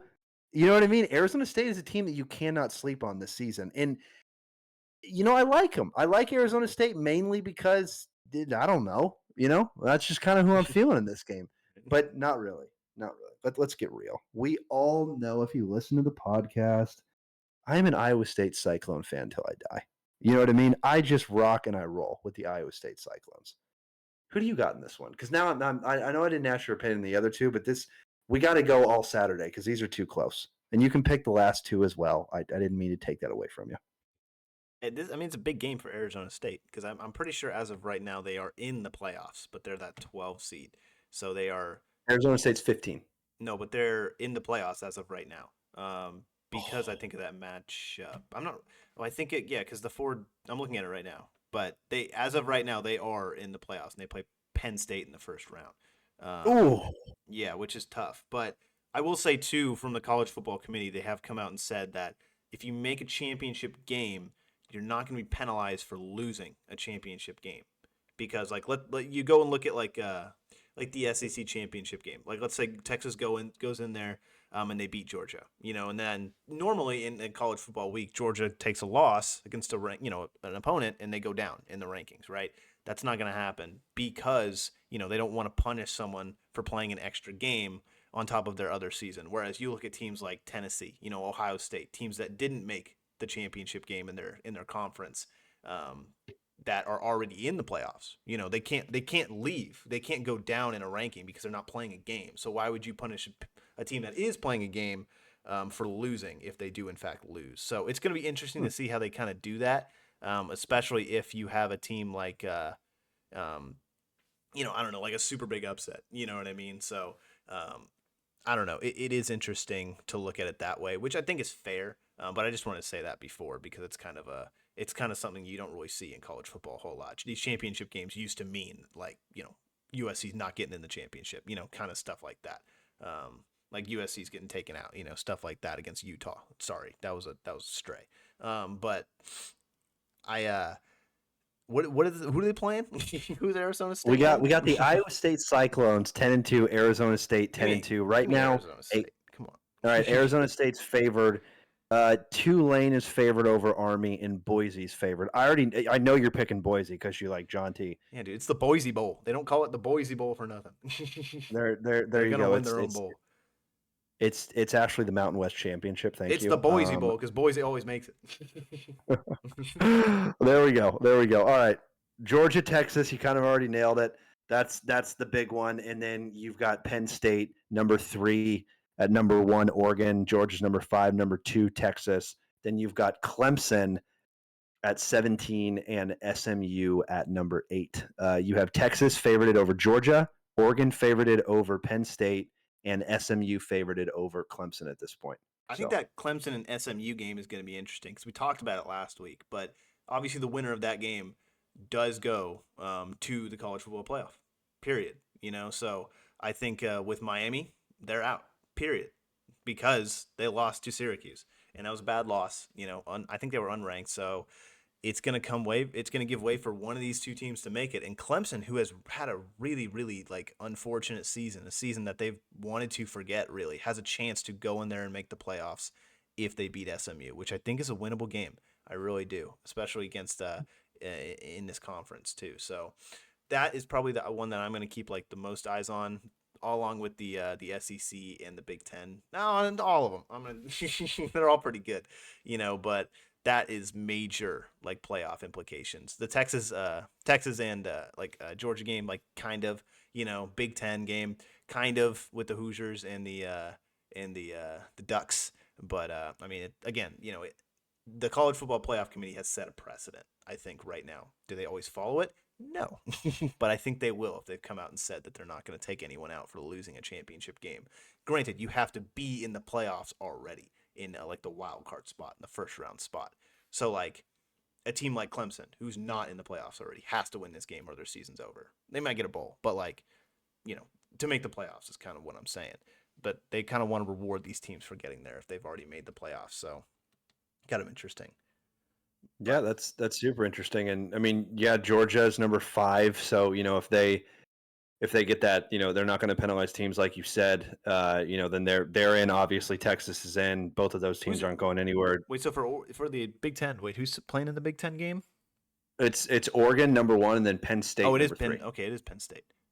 Yeah, so Penn State, they're not going. No, both of those teams aren't going anywhere. And then you nailed it. SMU and Clemson, both of those teams could go somewhere. Yeah, the winner. aside from Clemson, like you mentioned. No, but granted though, the winner gets the winner of Alabama and Notre Dame, which is not a fun matchup. Same with Boise. The winner of Boise, the Boise Bowl, gets Arizona State and Penn State. The winner of that game. So it's kind of tough. At least in college football and playoffs. we're absolutely gonna go into all those college football playoff matchups. But this is the last week to watch some championship football, and then it starts next week. That's week 16 in college, and everybody knows you have Navy Army, and then after that you have the Bulls that start, and then the college football playoffs go off from there. So that's all the sports talk we got, and might have been the longest episode we've done in a while. So thank you everyone for listening to us. Thanks again for all the love that you're showing us, and we're going to hit you with more sports stuff every week. So see ya this time again next week, folks. Bye-bye. Go watch the NBA.